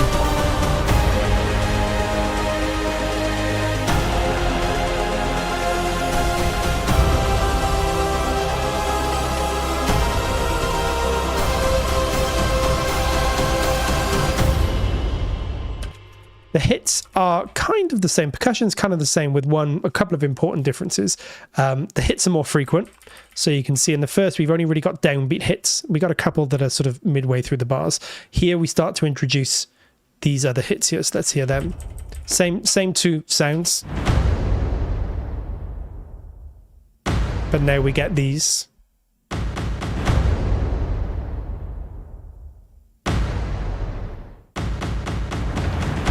Sound a bit machine gunny on their own, but in the context of the mix and with the other drums, they do kind of work. And at the end, we have a big ramp up to the end.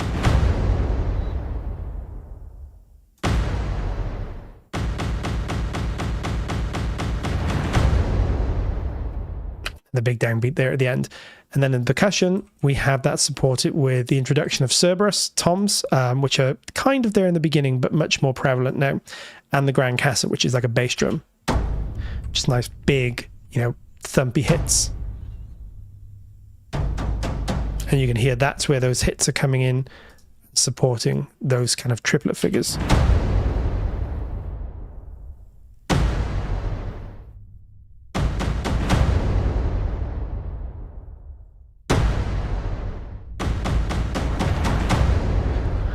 Now, here's another cool tip as well. Sometimes drums might not cut through, particularly, with some libraries, they're really good at certain things. I love Cerberus. They cut through a mix like nothing else, but they might sometimes miss a bit of top end if you have other libraries or something, you may layer them in. But sometimes what I like to do is just layer in a little bit of white noise. So I've got this kind of white noise setup here that I've made, again, just, well, it's actually pink noise, but just pink noise, little filter envelope on there. Sounds a bit weird by itself. It's a very simple thing. I think there's a few effects in there, a bit of distortion and compression, tiny bit of reverb. But these really help the toms to cut through without adding too much of their own kind of character. Without. So it's almost like a snare, but like a hyped snare. So they really add a lot to this back end in terms of, like, again, that little splash of upper frequency white noise just helps the drums cut through. But it's kind of like a psychoacoustic effect where you don't really hear the white noise, you just hear more of the toms. It's a weird thing.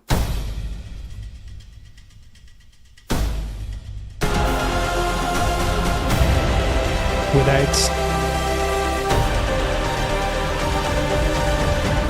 Really adds a lot, even though it's a very simple sound.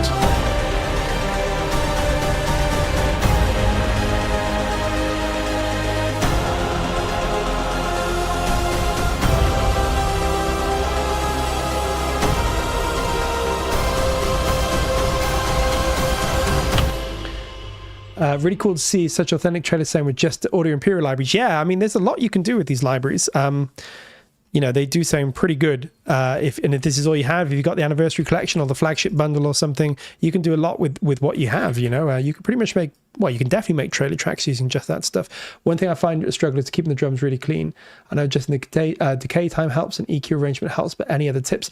It's a really good point. And yes, definitely the biggest thing for me is usually decay time. So, and I haven't really fixed that on this as much as I should, but you'll see, like, let's take a little look, see if we're using, yeah, we're using like transient shapers here. So same thing here, this Grandcasser without the transient shaper just sounds a bit flubby. It's too much of that rumble. With it tidies it up. Much cleaner attack, or decay, sorry, release. And yeah, it's one of those things where for each track, depending on the tempo and how much room the drums take up, you kind of just want to shape each drum to make sure that it doesn't sort of last any longer than it has to, really. And usually it'll be, I mean, here's a good example of this. Because we have this melody going on, so if I just play the hits and the drums here, yeah, if I just play these.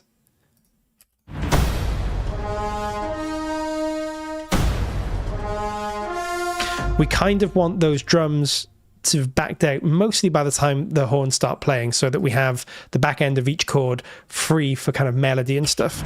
That's not exactly going on here. We could probably tidy it up more if we wanted to. Let's just try it. Let's see how it sounds. Get a cleaner sound.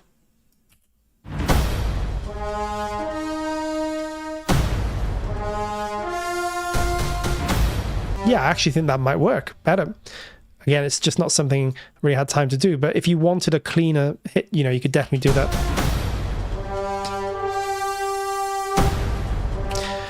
And I think also kind of sound selection as well. One of the reasons I like the Audio Imperia drums is because they sound so kind of close and present, and as a result, they have a lot of punch, which then helps almost clean them up by contrast in a way. Some drums can be very boomy, you know, and that can be great in certain contexts, but sometimes you just can't, without cutting them or fading them, you can't really get them clean. With Audio Imperia drums, I find they usually just fit in pretty good, and I'm using just a simple, you know, 3 sounds here basically. So an upper white noise sound, mid toms, and then low Grandcassers. And the other interesting thing these days is older trailer music from like 10 years ago or more tended to use more those big taikos and that big boomy sound. These days, everything is much more tom driven, very tight toms, you know, much more drum kit focused. Everything has a lot more transient attack, quicker decay time. So yeah, choosing sources that have those things built in, I think, is the way to go. A lot of older libraries, they can still be used, they still sound great, but in modern music, they just have a bit too much going on. You know, drums these days tend to be just, it hits and then it's gone, you know, and you don't sort of let it ring out too much. Again, because there's just so much going on in the arrangements, I guess. I like to cut bass from a lot of things and let the kicks do the punching. Yeah, that's a really good tip as well. Because here's the thing, right? You have different types of drums. For example, we have these trailer punches, which I haven't used in this, but if I just go down and find them. So punches are a kind of different thing. Hear how like something like this, it's a little bit roomier.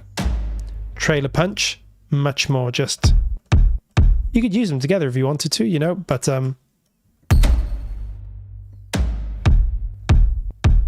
yeah, but punches are another one. If you want a really tight impact, there will be some libraries like Artifact Reanimate that have essentially a punch in there.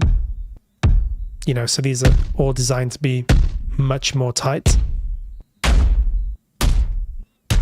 This tends to work in more, it can work in orchestral context, but if you have more sound designy stuff where you can get a lot more of those kind of EDM-like sounds in there. With trailer music, these tend to sound a little bit too dry and kind of in your face. Could maybe work in some context.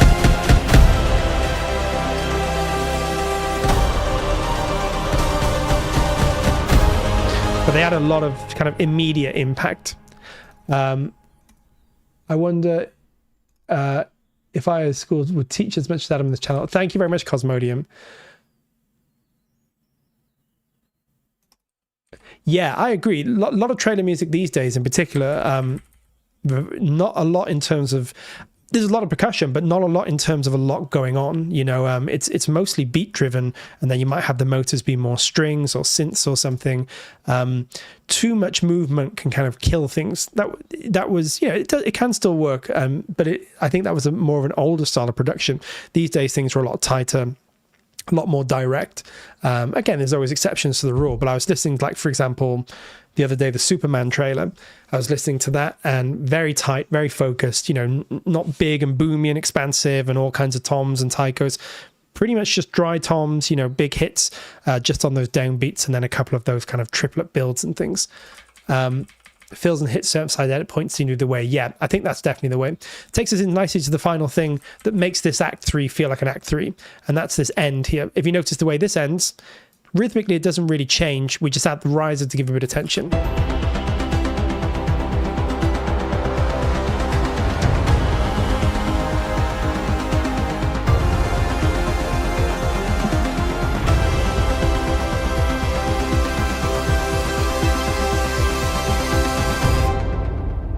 So nothing much changes, we just get a bit of a rise and then a bit of a build towards the end. With this, we really want to make it more climactic, so we have an extension to the end of it, if you like.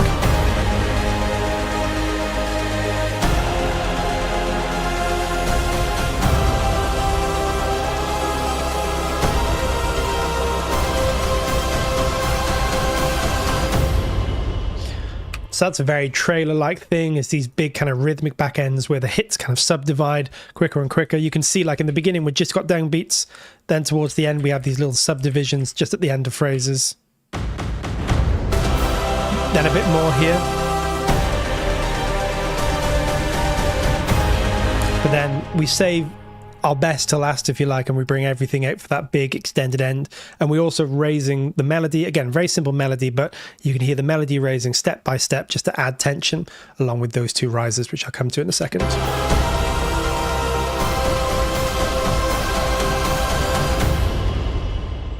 We also have a bit more going on with the metals here. They're, again, much like the hits, we're hearing more of them. They're subdividing the beats more.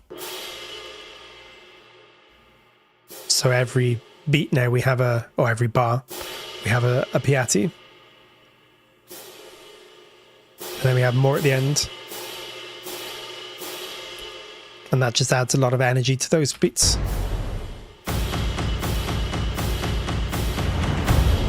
And then with the rest of the drums, all sounds pretty cool.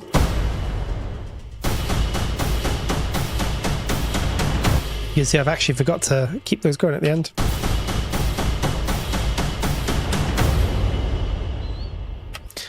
And I think that's most of the things to talk about there, really. It's just a good way of adding tension. The only other thing we've done is introduced a second riser. So the first time around, we just have this riser. Sounds cool. Second time around, a really quiet second riser that just does a slightly different thing.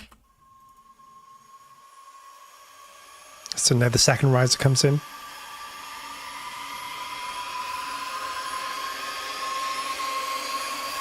And can you hear it's more tonal? It's got the tone of the last chord of our piece. That, So what that does is help to make the riser sort of blend in, feed into the music more at the end.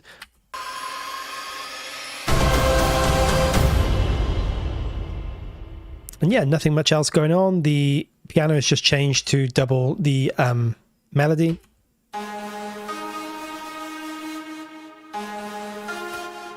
And yes, that would be awesome, Peter. If you're sharing any tips, I will definitely be checking out what you do as well. And yeah, Brandon, if you're not with us, do join. There's going to be lots of cool stuff going on there.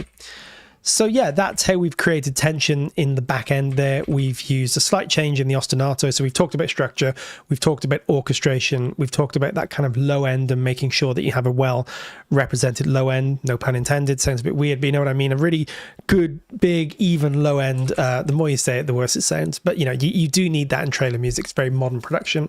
Then obviously our percussion and our hits in particular.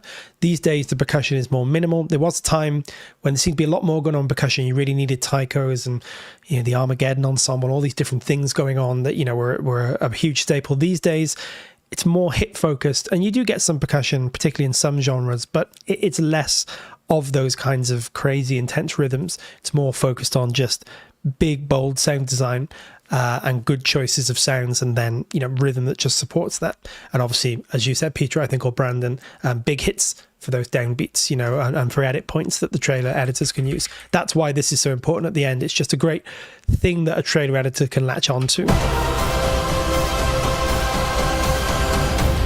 Right, so this is when our hero is, whatever, flying out of the building and the building is exploding and there's explosions going on everywhere, or we could be like, you know, like slam cutting to different shots here, you know, so each one of these beats could be a shot of a different character, whatever. But you can see how this stuff just gives editors loads of things to work with.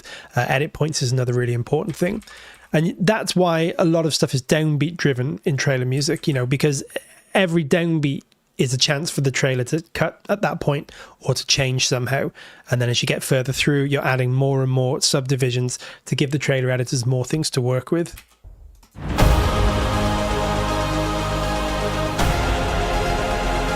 Cool. Let's just talk a little bit about mixing at the end. I haven't done a lot here, but there's a few things that are really helping.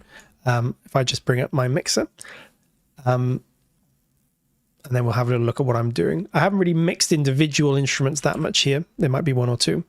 Let's take a look at what we've done on the actual tracks. You can see almost nothing on the tracks themselves. We've got the transient shapers here and there, a little bit on that kick drum, which is important. And then a little bit of transient noise, transient shaping on the white noise hits as well. That's kind of it. A filter. Some of the synths have got some delays. The delays are just helping to make the synths sort of, you know, more interesting. Few filters here and there just to cut out some of the annoying high end. They're all just cutting out high end. So some of the sort of 12, 13K stuff, that's not necessary. If we take a look at some of these, if I go back to this view here, and I can bring it up this way. Let's take a look at some of these, see what we're doing. So, for example, the filter on this gated bass, without, just get a little bit more of that we don't need. Some of that fizz. And same with things like the filter on this kilowatt here. So let's just go back a little bit. Very subtle. The delay. Again, just subtle movement, making sure nothing sounds too static. Peter says, I always like to imagine the dialogue over the back end. That sort of helps me get the right balance of being in the way versus out of the way. Yeah, and it's a really good point to remember. Again, this is why trailer music doesn't have lots of crazy rhythms. It doesn't have lots of weird chords. It doesn't have lots of melodic stuff, because the point is to leave a lot of space for the visuals, to leave a lot of space for key lines of dialogue to come through. You know, and there'll be a very busy mix in the end. So too much music will just not work.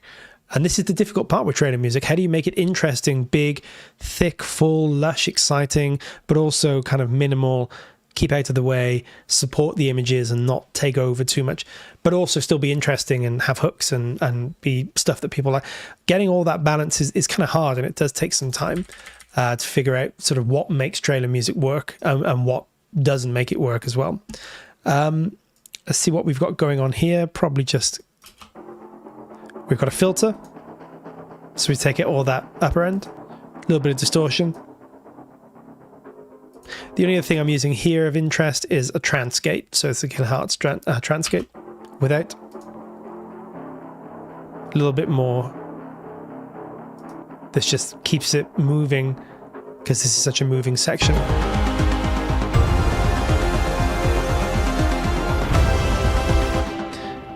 Yeah, and that's kind of most of the main stuff there. The only other thing I'm doing is some bus processing, and this was just quick and rough just to get something going. So if I show you the strings without, just a little bit muddier, a little bit more, it doesn't pop as much. All I've done is use multiband compressor, use this hard basic preset and changed it the way I need it. We got so much stuff going on in that middle range, right? We've got synths, we've got some choir, we've got some percussion, we've got brass, we've got all sorts going on. So usually you end up cutting from some of this low, mid, and mid just to let everything fit together. But it's pretty gentle. It's not crazy amounts. 3-4 dB without, just a little bit thicker and fuller. And then a bit of fresh air. This is a plug-in from, I'm not even sure who, Slate, I think maybe. It just adds a tiny little bit of like top end, but in a harmonic way, musical way. So very subtle. You can hear it pushes it out a bit, makes it sound a little bit more kind of present, I guess. Very much the same thing with the brass. There's no woodwind. We just listen to the brass. Same two things, fresh air and the multiband, but just doing slightly different things. So without, still sounds fine. With, just cuts out some of that mid again to make space for all those synths and things.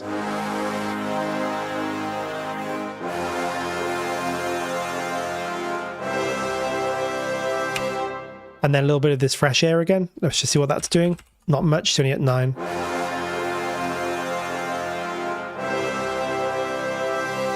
Oh, and I did see, sorry, Big MT Brain, I didn't answer your question. The answer is no, yes, usually more often than not. If you do something non-regular, it will probably be because you're making that the point or the signature or the hook of the track, you know. So there may be some times when, let's say you get a weird, I don't know, some offbeat psycho style ostinato, you know, and it sounds weird and crazy. But if you're doing that, you'll tend to probably build the track around that idea that this is the main sound and no other sounds coming to support it. So on something like a horror track or a tension track, you may get some weird string ostinato or some weird string rhythmic figure, and that becomes the focal point. But in sort of denser music like this, very offbeat to ostinato stuff, yeah, it could work, you know, it depends on the context, but more often than not, the ostinatos are just driving the piece forward, so they'll tend to be pretty, you know, pretty rhythmic and pretty standard in that respect. How long did it take me to put this track together? This track took me 1 hour and 45 minutes because that's the time I had this afternoon to do. Actually, no, it was about 2.25 hours because I did start writing it in the morning, about 11 o'clock. So yeah, so about 2.25 hours, I think. And obviously it's not a full track, and it's missing, you know, it works, but it's, you know, missing some stuff, and it's probably not the most well-written track. But yeah, it took me, yeah, I think about 2.25 hours, maybe a tiny bit more or less. So yeah.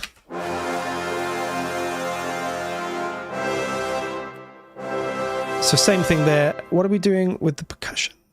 I use these proximity, these just push things back a bit in the mix. So we can hear, where are they? Yeah, just push them back in the mix. Oh, well, thank you, Brandon. Yeah, I mean, it's come together okay. Yeah, it's but I did sort of write it more just to show, you know, some bits and pieces. So yeah, I didn't have a lot of time, but maybe I'll try and finish it up or something for a video. Do you only use Dolce or do you use Araya too? Let's just go back. I'm using a bit of both, and I'll show you where. So I like to blend them both. They work really well, and we're using some solo as well. Let me show you the Araya stuff first. Here's Araya. It sounds like this.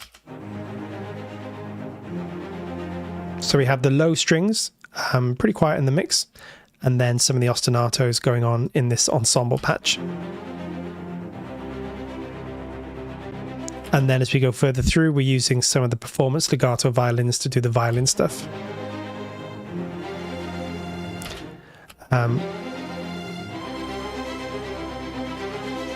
And then with Dolce, I'm just doing the same thing, basically doubling everything, but with the Dolce sound and then blending them. And we have a slightly different thing going on the Dolce second violins.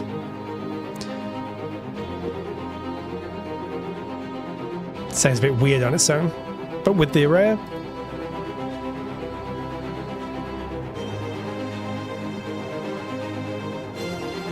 And then we use a bit of solo. So we have our solo library, and then I'm using the spiccato from there. And they're just creating these really nice kind of slightly crunchier, more intimate. So they're really driving the piece with. You guys at Verdant should have a speed challenge just for the hell of it. Who can write the most insane track in the shortest amount of time? It won't be me, that's for sure.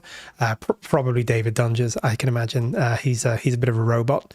But then I don't know all the other guys. I mean, there's so many incredible guys working with Verdant, and they're all brilliant. But I know that David is just incredible. I'm sure the other guys are too.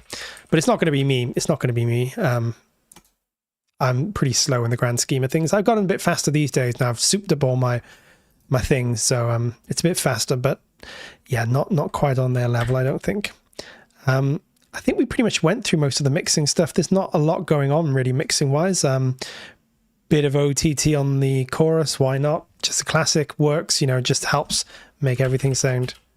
Let's have a little listen. Oh, fine.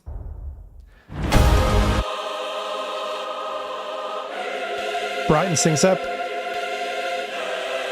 Really simple. And then, yeah, just I think these are just low passes or high passes and low passes just to sort of blend everything in together. There's only one other thing. There's a little bit of percussion multiband.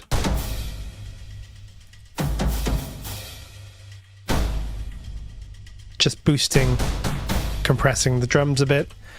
Same with the synths. Just taking quite a lot of that kind of harsh 1 to 3, 4K-ish.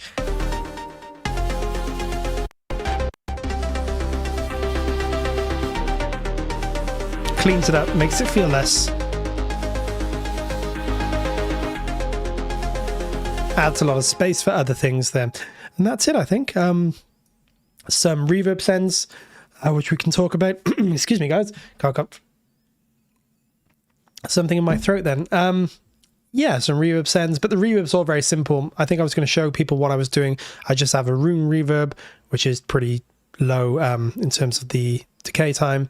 I have a slightly longer reverb on this one, which is my... Oh, wrong one. There we go. My vintage verb. It's at a slightly higher. It's got a bit of a warmer verby sound, which I use for my hole. And I've got Black Hole, which I use as my kind of creative, you know, space reverb. I've got a few others, but they're not actually set up in this template. So those are the three that I'm using. Great answer regarding the ostinato patterns. I'm glad you found it useful.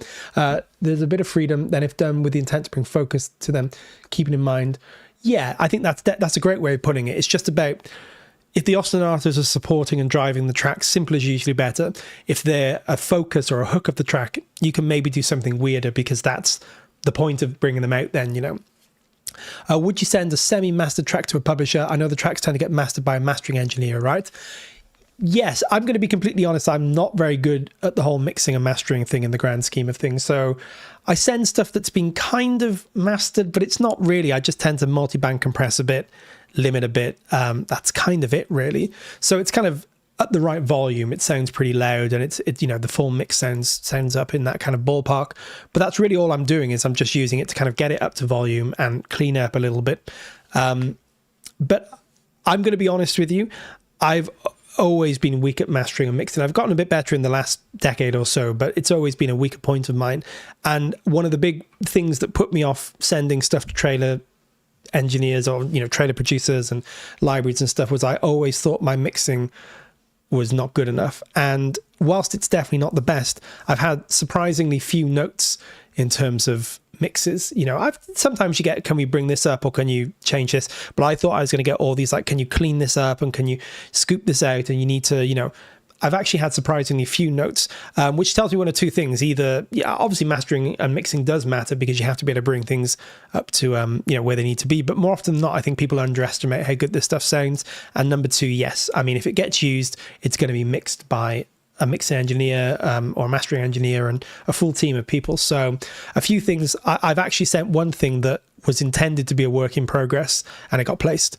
And then I heard it and I was like, oh my God, I that wasn't supposed to sound like that. And I was going to clean this up, but they did a good job. They did a great job, whatever they did with it when it was all mixed and it sounded good. So I don't want to give too much specific advice, but I would say generally speaking, as long as you're up to that level where you can arrange well and you can do some basic mixing to kind of clear up the muddiest, worst elements and get everything sounding good, I think that's very often good enough. It's don't strive too much for perfection. Obviously you need to have it sound good and loud and it needs to be exciting. But my experience would be I worried so much about that part that I probably wasted years of my life not sending stuff that I should have sent. And in the end, it didn't turn out to be as big a deal as I thought it was. So yeah, I think most people are probably better at that or worry too much about it. So when you stem out, they also master on top of master stems all the time. Yes, they definitely do. So when you stem out, everything has that semi-mastered sound baked in. That's what I tend to do in terms of, most of my mastering or most of the major stuff I do is on the stems. You can see here I've done a kind of master, but it's not really a master. I've not even used that. That's just there's a utility thing. I've done another basic without. Sounds a bit muddy, but pretty much the same. And then a limiter, which is just... I've just whacked it up there to make it loud enough for the stream. Or I do most of my big stuff on the stems because that way then if the stems, if they're using the stems, they're going to sound pretty much exactly the same as the full mix. The full mix is really like the pitch thing, right? It's like that's what they'll listen to decide whether they like it. And then maybe they'll check that in as a rough thing. But if they decide to use the track, they'll get into the stems and then they'll start mixing or chopping stuff as they need it. I think it's mastering and mixing. It is more about arrangement and then some basic stuff. I mean, I use pretty much just multiband on most things really. And then if I was doing a proper pitch, I'd probably go and clean certain instruments out a bit more. But I've figured that less is more because I'm not very good at it, and there's no point me coming in and adding 12 different plugins to each thing because I'm just going to make more of a mess. And I've kind of got a setup now where I'm not thinking about it too much, and it seems to work okay. And I think we've gone through most of the stuff that I've done on this track. It's all mostly a few multibands and just a little bit of that fresh air stuff just to kind of lift some things out. And that's kind of it, really. So we've kind of gone through 4 tips. We've gone through a whole bunch of different things. We've broadly gone through structure, orchestration. We've talked about the kind of percussion and the hit side of things and how to get them to pop. And we've also talked about in more detail these ostinatos and how you can use them to create movement. And these days, a lot of the movement's more about ostinatos and synths than it is about percussion. So we shall go back to just chatting, I think, and wrap up and talk about the 5th tip, which is the coolest tip, I think. So I shall see you in just chatting in just a moment. Cool, here we are. So that was just a little look at a trailer thing. Someone asked me earlier on if I'll put the Wednesday MIDI up in the Discord. Yes, I will. That'll be there very soon, as will this as well. I'll be happy to make this available for people that want to take a look. We've done a little bit about sort of how to structure music, how to orchestrate it to get it sounding nice and big and full if you're looking for that big kind of superhero style sound. And we've gone through a few basic tips, but I've saved definitely the best tip till last, and I want to show you this tip. Here it is. It's this man here. This is David Donch, who's been with us today. David is just #1 trailer composer. He's incredible, and he's going to be with us next week. We're going to do a Q&A with David, and he's going to let us into all his incredible tips and just generally help us all figure out how to do half of what he does. It's going to be so much fun to have him on. We're going to do a Q&A. I've got a few questions for him because truthfully, I just want to learn from him too. So I've got a bunch of questions, but importantly, we want your questions too. So if you are with us next week, put the questions in the chat. I'll kind of curate it and try and get as many questions as I can. If you're in the Discord and you're not going to be here, but you want to ask a question, feel free to put it in the Discord, and we'll try and get David to answer it on stream or at some point if we can. Yeah, guys, I mean, if you don't know David Donges, you definitely do, even if you don't think you know him. He's a phenomenal composer, and as I say, this is a perfect chance to pick his brain. I've done a little bit of trailer music, and I know some of the stuff, but David's on another level, and he's really going to be the guy that's going to answer your questions, and not just in terms of workflow and how he works and how he gets everything sounding as awesome as he does, but also great if you want to ask more about the industry. He's far more experienced than me, been placed hundreds of times, more. So he's really good at knowing what clients are looking for, how you work with, your producer, how you work with these different people. And how you actually get up every day and do this for a living to a very, very high level and get placed on everything, huge trailers, TV spots, major Hollywood stuff, there's just so much. I mean, if you guys are on any trailer forums, where the trailer labels post up the work that they've done, you'll see David's come up all the time. David's name, he's so cool. He's with us here. Here we go. It's going to be really cool. I think it's going to be a great opportunity, and I'm hoping it's the first of more that we can do with David, but we're going to see how it goes because he's a very busy guy. But next week at least, we're going to have him with us. So get your questions in either on the day if you're with us, or if you're not with us but you want to fire a question over on Discord, do that. I'll try and get through as many as possible. I'll limit my questions because I've got 100 myself. Make sure we get you guys and all the questions that you have. Hell yeah, I agree, Brandon. Yeah, this is, David's just such an experienced trailer music composer. So if you have any interest in this industry or getting stuff to the quality of David, it's a perfect opportunity to ask him. I'm super excited about it. And he is our fifth secret, right? Because it's like he's gonna trump all the previous four secrets and tell you guys so much more, and I'm really looking forward to it as well. I'm going to learn a lot too. So I hope this was kind of fun and useful. It was a bit more of a free-flowing one today. We just had a look at some ideas, talked some shop, in terms of how we get this stuff done. I've showed you some of the techniques that I use.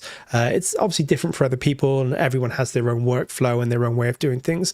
But using the Audio Imperia libraries and a couple of free synths, we come up with something that was that kind of sounded like some trailer music, I think, on the whole. And hopefully it gave you some ideas about how you can layer your stuff and orchestrate your stuff, and, how you can structure stuff as well to make sure that you're saving the biggest stuff for the back end and making sure the back end works with the first two acts and so on. The living secret. Yeah, that's what we should have called it. We got four secrets and then a living secret, the fifth one.